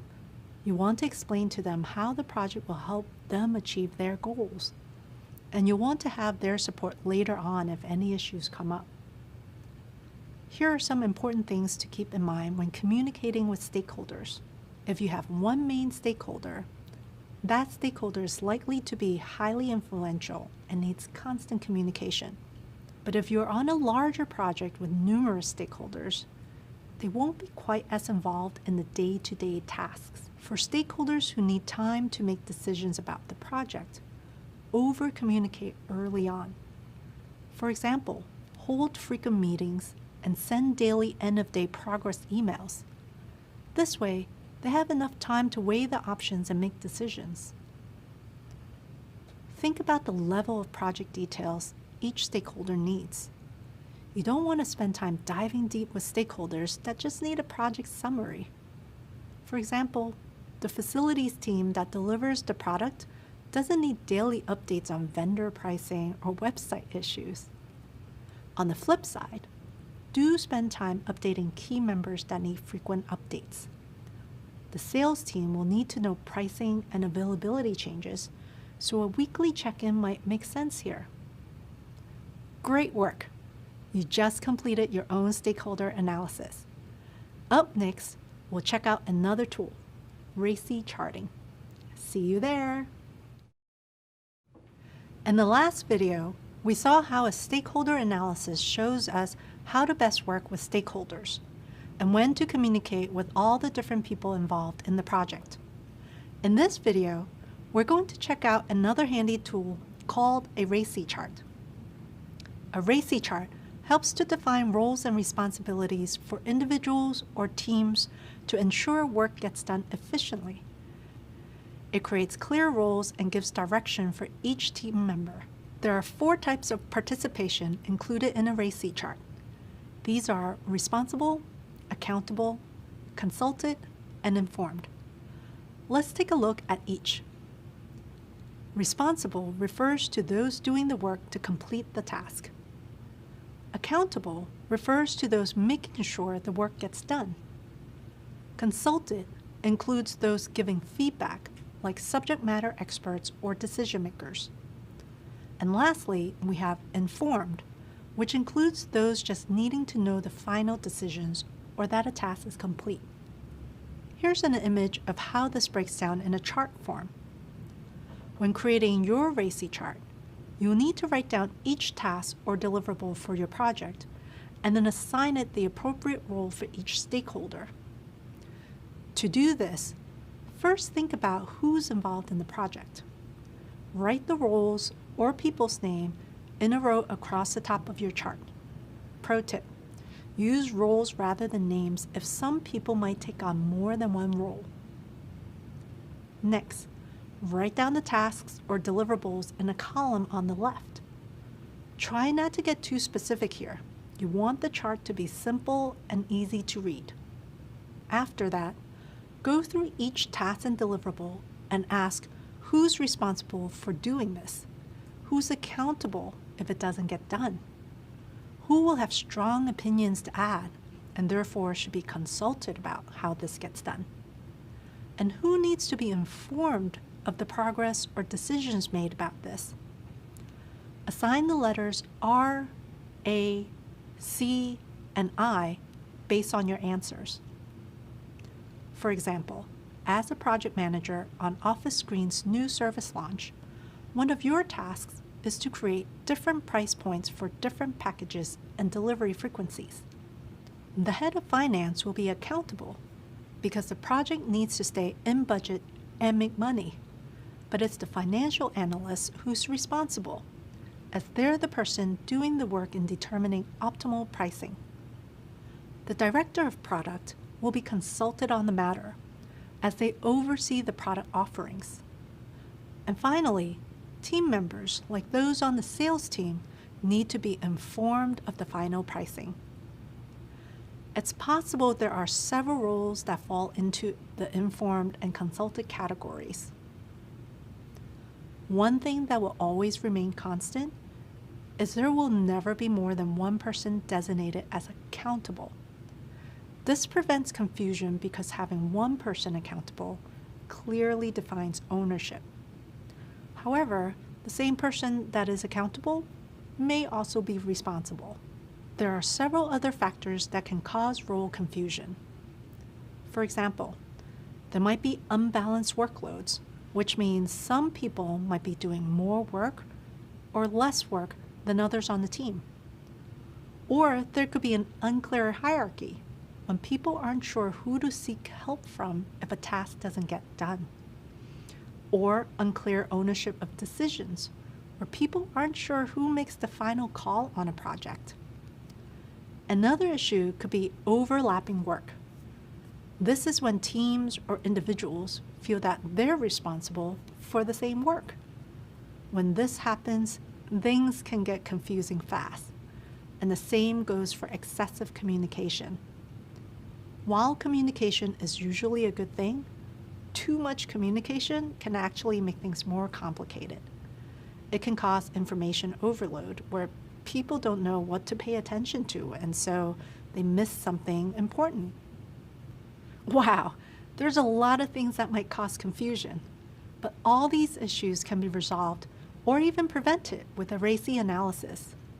Be proactive and do this work up front, and you'll help ensure the success of your project.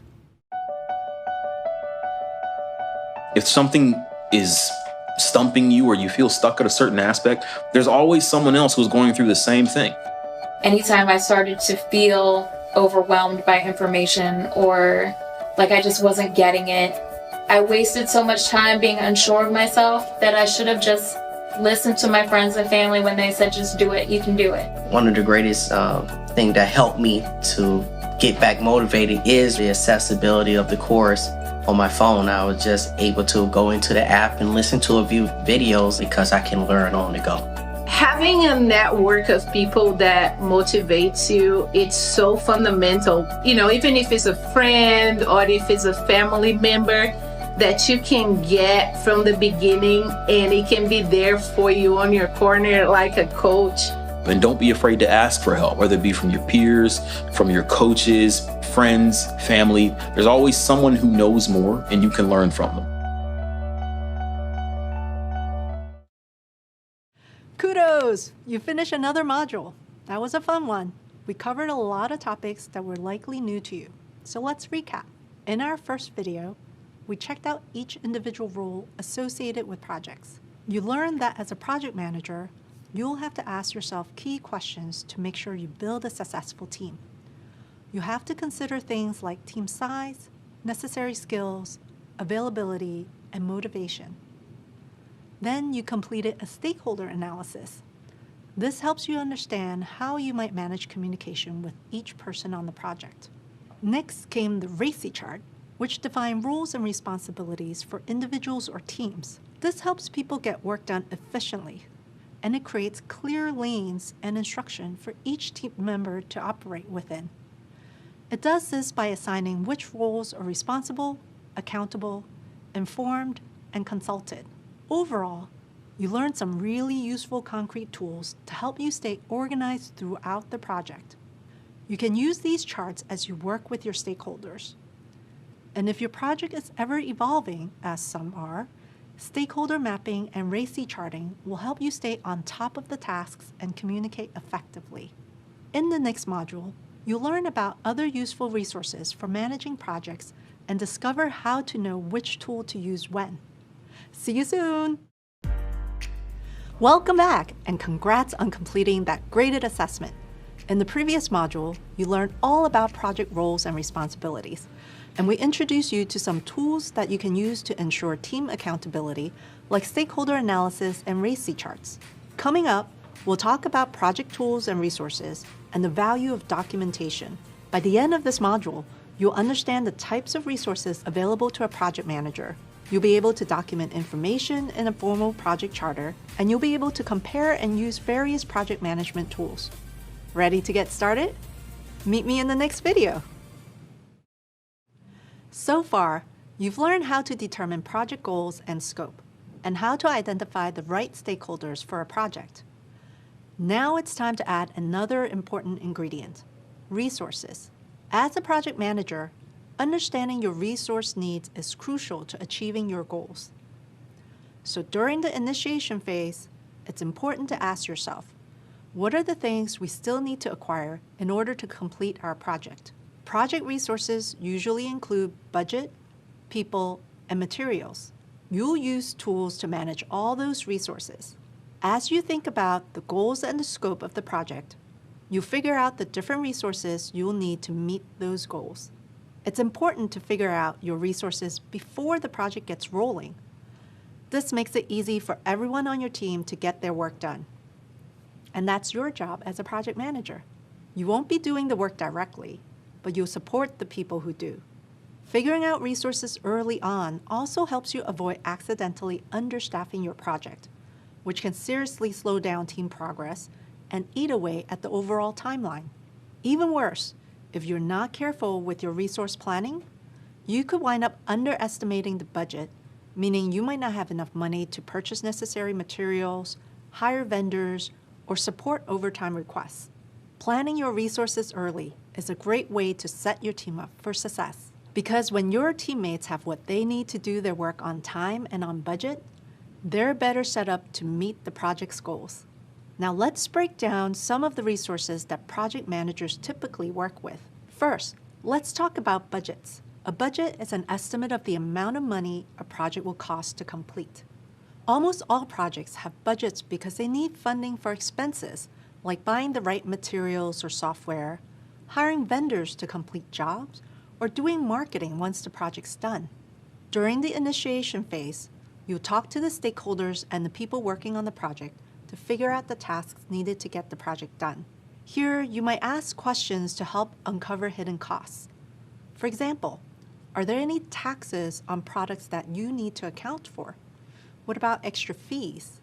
All this information will help you create a budget, which you can use to source and compare proposals from vendors, figure out upcoming costs, and track all the money moving in and out of your project. You often include the budget in the project charter, and the stakeholders review it for approval. We'll talk more about what goes into creating a project budget and creating a project charter later on. When we talk about resources, we're also talking about the team of people who help execute the tasks of a project.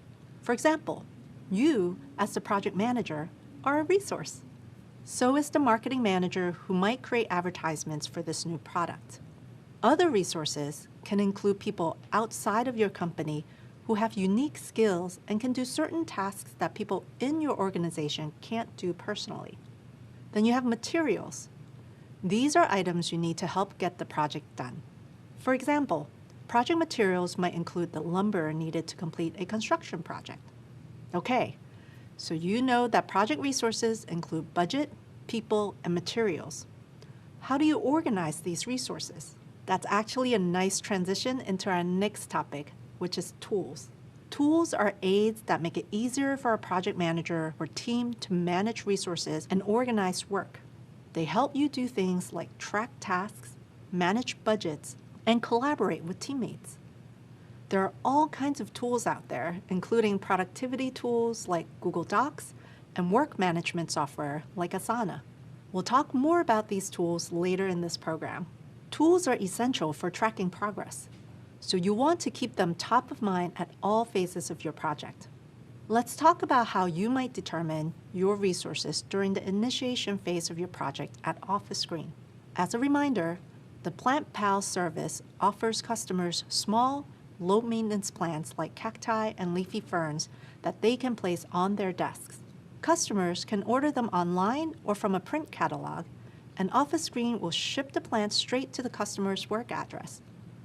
The project goal is to increase revenue by 5%. So how do you get started? Well, you might do some research to figure out the costs of launching the new plant service. That might include the estimated prices of developing a new website and new promotional materials, as well as shipping and delivery costs.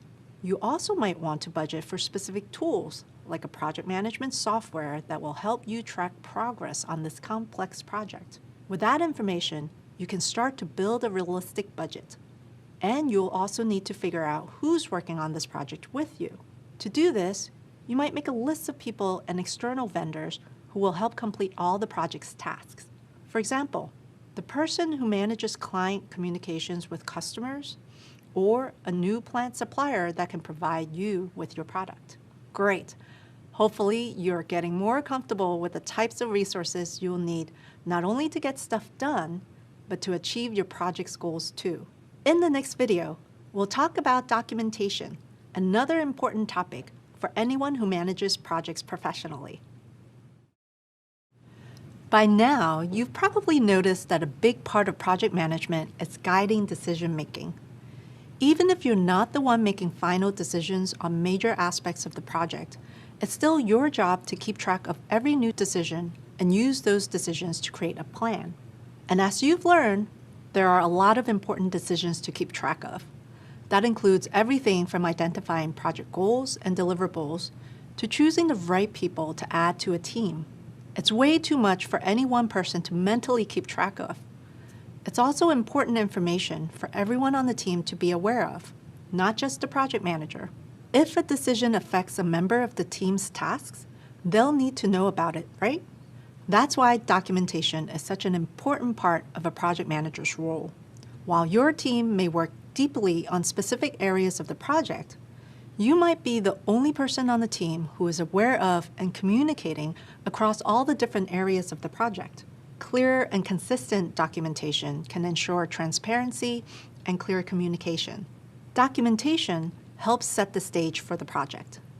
It communicates the answers to key questions. For example, what problem are you trying to solve? What are the project goals? What are the scope and deliverables? And who are the project stakeholders? And lastly, what resources does a team need to complete their work? This is all crucial information for anyone who's working on a project, regardless of their role. Documentation also helps preserve decisions made early on in the project and can serve as a reference point for team members who might join later in the project lifecycle. It's your job to ensure that this information is easily accessible through some kind of formal documentation like an email, a presentation, or a digital document. Also, documenting decisions can help you uncover tasks, timelines, or costs you hadn't previously considered. And lastly, this process provides a historical record that can be reviewed at the end of your project. You can apply the lessons you've learned in the future. Okay, let's get into different types of documentation. Up next, we'll look at project proposals and project charters, two types of documents that can set you up for success early on. See you soon. Hello, and welcome back. Earlier, we discussed the value of documentation in effective project management.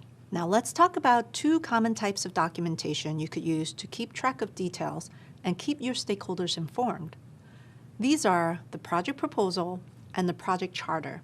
A project proposal is a form of documentation that comes at the very beginning of the project. This document's purpose is to persuade stakeholders that a project should begin. And typically, a senior organizational leader creates the proposal.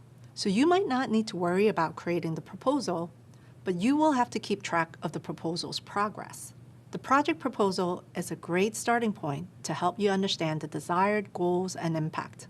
A proposal may be a formal document, a presentation, or even a simple email to get others on board with the idea. Then we have the project charter, a formal document that clearly defines the project and outlines the necessary details to reach its goals. A project charter helps you get organized, set up a framework for what needs to be done, and communicate those details to others. So how do these documents differ?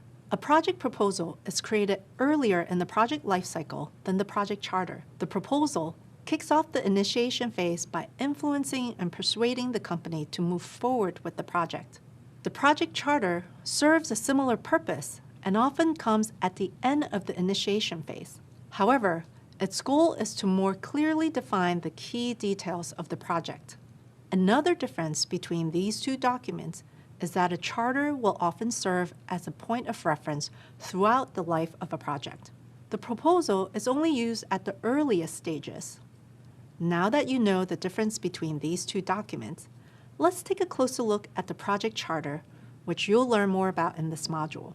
The project charter makes clear that the benefits of a project outweigh the costs. As you learned earlier in this course, there are a few questions you might ask yourself when performing a cost-benefit analysis. That includes questions like, what value will this project create? How much money could this project save my organization? And how much time will people have to spend on this project? You will include the answers to these questions in your charter. Including this type of information ensures that you and your stakeholders agree on the project value. The charter also helps ensure that you and your stakeholders agree on the details of the project. Project charter approval means that management is supportive, and it's also a key step to ensure that the project matches the needs of the organization. After the stakeholders and project sponsor has reviewed and approved the project charter, you now have the authority to move forward with the project. Project charters can be formatted in a few ways and can contain different information depending on the project and the organization. The information in a charter might also be tailored to its audience or the needs of specific stakeholders. For example, if you're writing a project charter for a stakeholder who is a marketing executive, the charter might include information about how the project will impact the organization's brand. Or if the stakeholder is the Chief Technology Officer, the charter might include information on the costs of engineering resources needed to maintain the project. Regardless of the format or the audience, creating a project charter is a best practice for ensuring that everyone agrees on how to move forward before entering the planning phase. The project charter is a living document. This means that it can evolve as the project progresses. As the project manager, you'll review and refine the charter throughout the process. Now that you know more about the value of a project charter, it's time to learn how to create one. Meet me in the next video to get started. Hi again. Let's talk about how to create a project charter. In the last video, we discussed how project charters are a valuable document for project managers. Project charters are key for securing approval from stakeholders and moving forward. Project charters can also be formatted in many different ways, and there are many different templates available online for you to choose from. Here, we'll use a template that's similar to one that program managers often use at Google. And to fill in each section, we'll use details from your project at Office Green. Ready? Let's take a look. At the top of your charter, you want to add in the name of your project. Let's add in the name of your project at Office Green. It's called Project Plant Pals. You also want to add in a brief summary. Let's type that in. Our plan is to offer high-volume customers small, low-maintenance plans that can thrive in an office environment.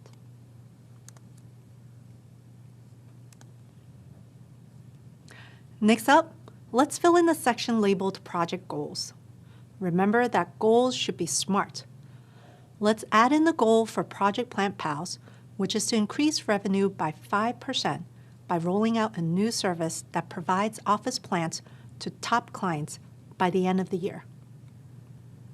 Great! Now let's add in the project deliverable. Remember that a deliverable is a tangible outcome from a project. As you learned earlier, our deliverables for this project are to send 1,000 plants to 100 customers and to launch a new website for orders and customer support. Okay, now let's add in the business case, which captures the reasoning for initiating this project. Let's type in, this is a top requested service from our customers, and it will also improve customer satisfaction and retention.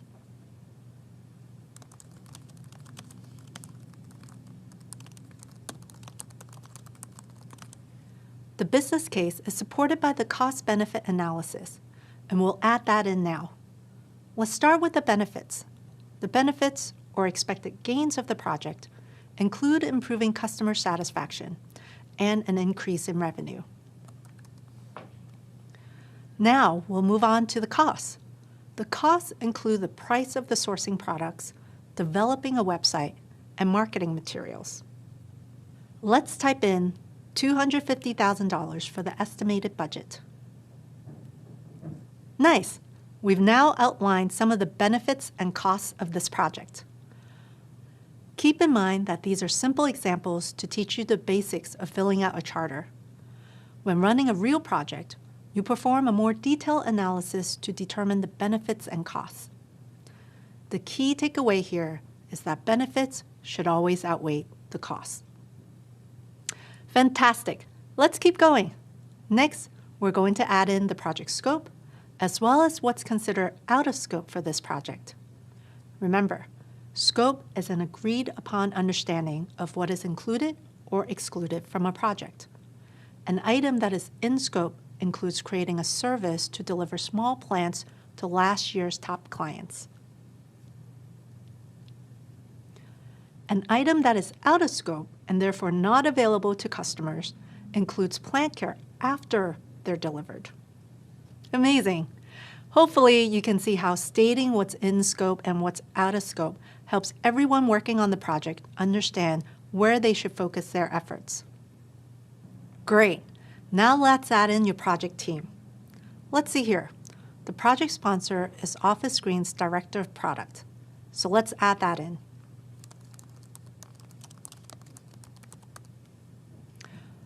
Who is the project lead? Well, that's you. The project team may include marketing associates, website developers, and external plant vendors, and more. So we can add in a few important project team members here.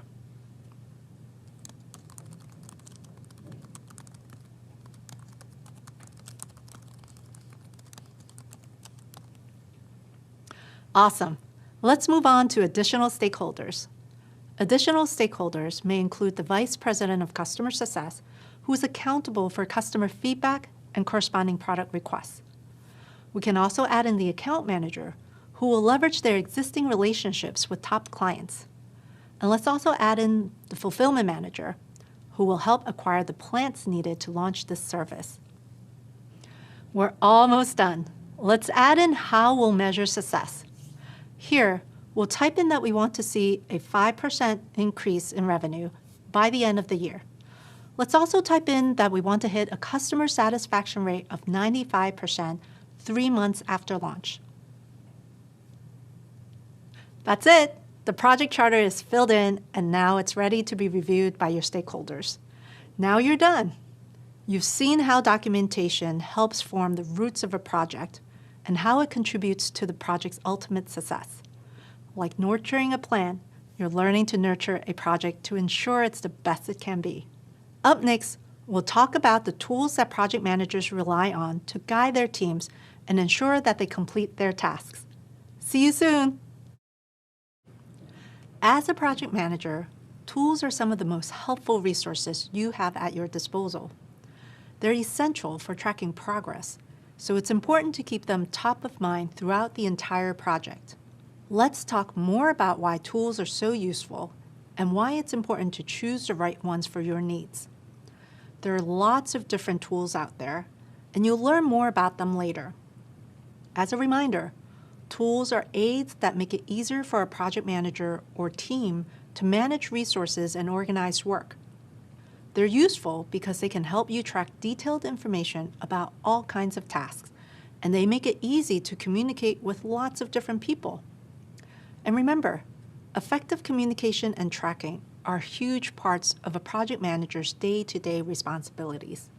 Just think about how much tougher your job would be without help from collaboration tools like email or digital documents created in Google Docs or Microsoft Word. Let's imagine this in the context of our project at Office Green.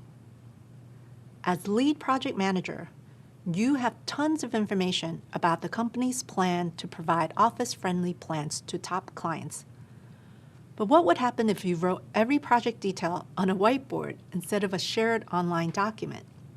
Well, every member of your team would have to stop by your desk to get the latest information. And that's definitely not the most efficient use of anyone's time.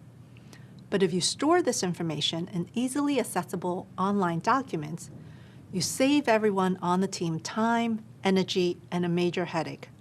Today's tools have made it so much easier to share information with teammates.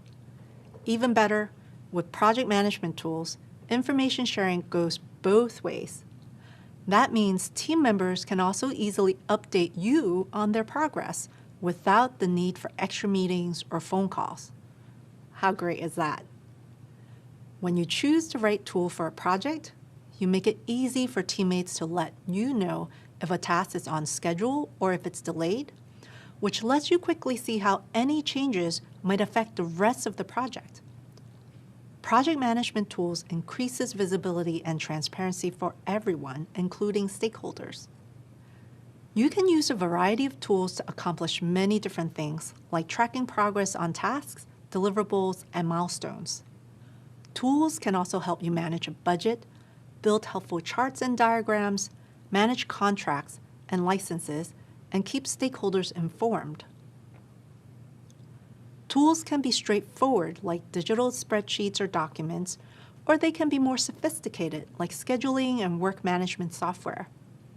It's important to think about the needs of the project when choosing which to use. One thing to keep in mind is that if you choose a more sophisticated tool, your teammates and stakeholders will need some time to get familiar with it. For small projects, that might be more trouble than it's worth.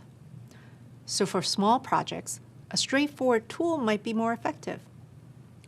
But if a project has a big scope, then it might be worth the team's time to learn and ultimately work with a more sophisticated project management tool. You should also keep in mind that sometimes you won't have a choice about the types of tools you use. If an organization has already decided to use a specific tool, then you will need to work with what they give you. It's all about remaining flexible. Are you starting to see how you can use tools to keep projects on track? Whether they're straightforward or sophisticated, tools have the power to help you communicate and manage more effectively. Next up, we'll cover some of the most common types of tools for effective project management. See you there! Hi there! So, you've learned about how tools can make you more effective. Now let's learn more about the different types of tools used in project management. These include scheduling and work management software and tools for productivity and collaboration. Let's get started. One common tool type is scheduling and work management software. There are lots of different types of work management software on the market, including popular tools like these. Certain tools may work better for your project depending on a bunch of things. For example, the project methodology you're running or the number of tasks and people involved. So, why would you choose to use scheduling and work management software? Well, it can be really useful for assigning tasks to multiple teammates and for tracking progress on that work. It can also help you visualize your team's progress. For example, if you're using work management software to assign and track tasks, you're more likely to notice if your team completes 50 tasks one week and just 3 tasks the following week. That's a clear sign that you need to check in to see if there's a problem that's blocking progress. If you hadn't been tracking their tasks, you might not have noticed the issue. That's part of the reason why work management software is so useful. It provides an overview of how the project is going, so you know when you need to check in with your teams to get tasks back on track. Another type of project management tool we'll discuss is tools for productivity. Productivity tools can be very helpful for you and your team. This includes word processing tools like Microsoft Word or Google Docs. You can use these to create shared documents with the team, like the project charter we taught you how to fill out earlier. You can also use these tools to build documents like meeting agendas and status updates, and we'll talk more about these in a later course. Spreadsheets are another useful productivity tool. They're versatile, and you can use them to make documents like RACI charts and project plans, as well as other helpful charts you'll learn more about in a later course. And presentations created in tools like Microsoft PowerPoint, Keynote, or Google Slides can be a great way to package your project in a visual, easily digestible way. Now, let's discuss collaboration tools, which you'll probably rely on to work closely with your teammates.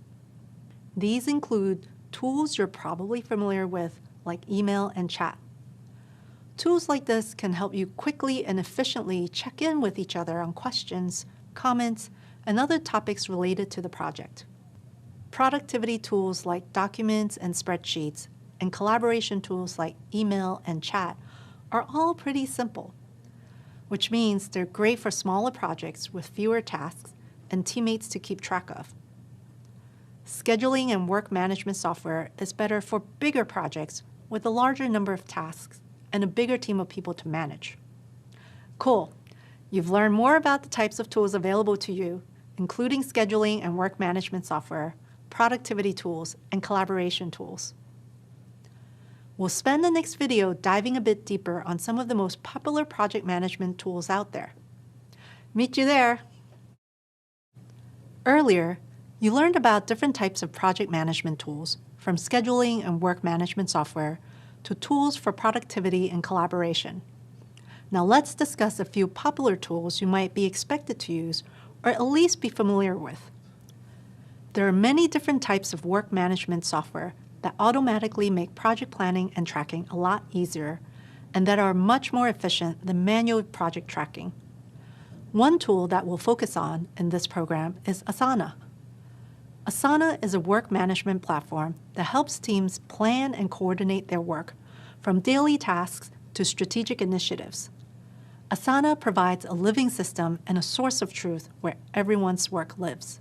With Asana, everyone can see, discuss, and manage team priorities, giving teams clarity on who is doing what by when. It's great for building project plans, assigning tasks, automating workflows, tracking progress, and communicating with stakeholders. As a project manager, you can use Asana to create a log of tasks, like gathering cost estimates from external vendors, and assign a task to people on the team.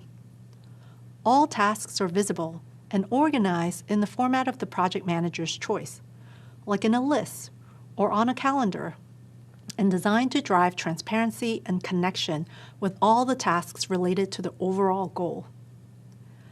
It's easy to use with external stakeholders as well, because within Asana, you can share status updates and other communications with people outside your company. Another great tool we'll focus on throughout this program is the spreadsheet. Spreadsheets are extremely versatile, and you can use them for a wide range of tasks, from creating timelines and building charts to managing budgets and tracking tasks.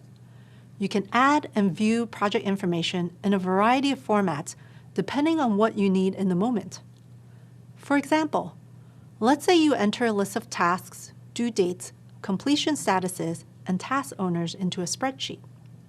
From there, it's very simple to sort the list by due date to see what's due next.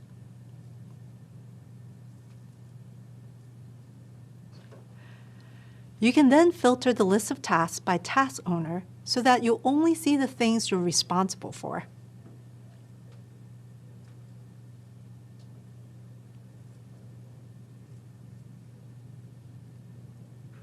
You can also highlight the rows of the sheet in different colors to visually illustrate the tasks with the least progress. With spreadsheets, you can easily transform, visualize, and manipulate information. Spreadsheets and more comprehensive tools like Asana are just two options for effective project management. And it's a good idea to get a basic understanding of a variety of software options out there. Then, if your company doesn't have a standard software tool, you can choose the right one for the project needs. Being able to recommend the right tool for the job can be a great way to add value to your team at the beginning of a project. Keep in mind, however, that software options are constantly changing, from the addition of new features to the launch of new tools. There's no way for you to know every software available, and no company would expect that of you. Many of these tools have similar functionality, like task tracking and task assignment. So if you understand one tool deeply, you should be able to easily adapt to a new tool on the job. Now that you've learned a bit more about Asana and the power of spreadsheets, take some time to explore these tools, since we'll be working with them later in the program.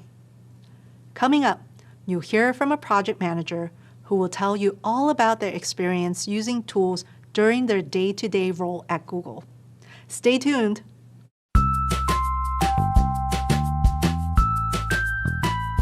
Hi, I'm Amar. I'm a senior engineering program manager at Google Shopping.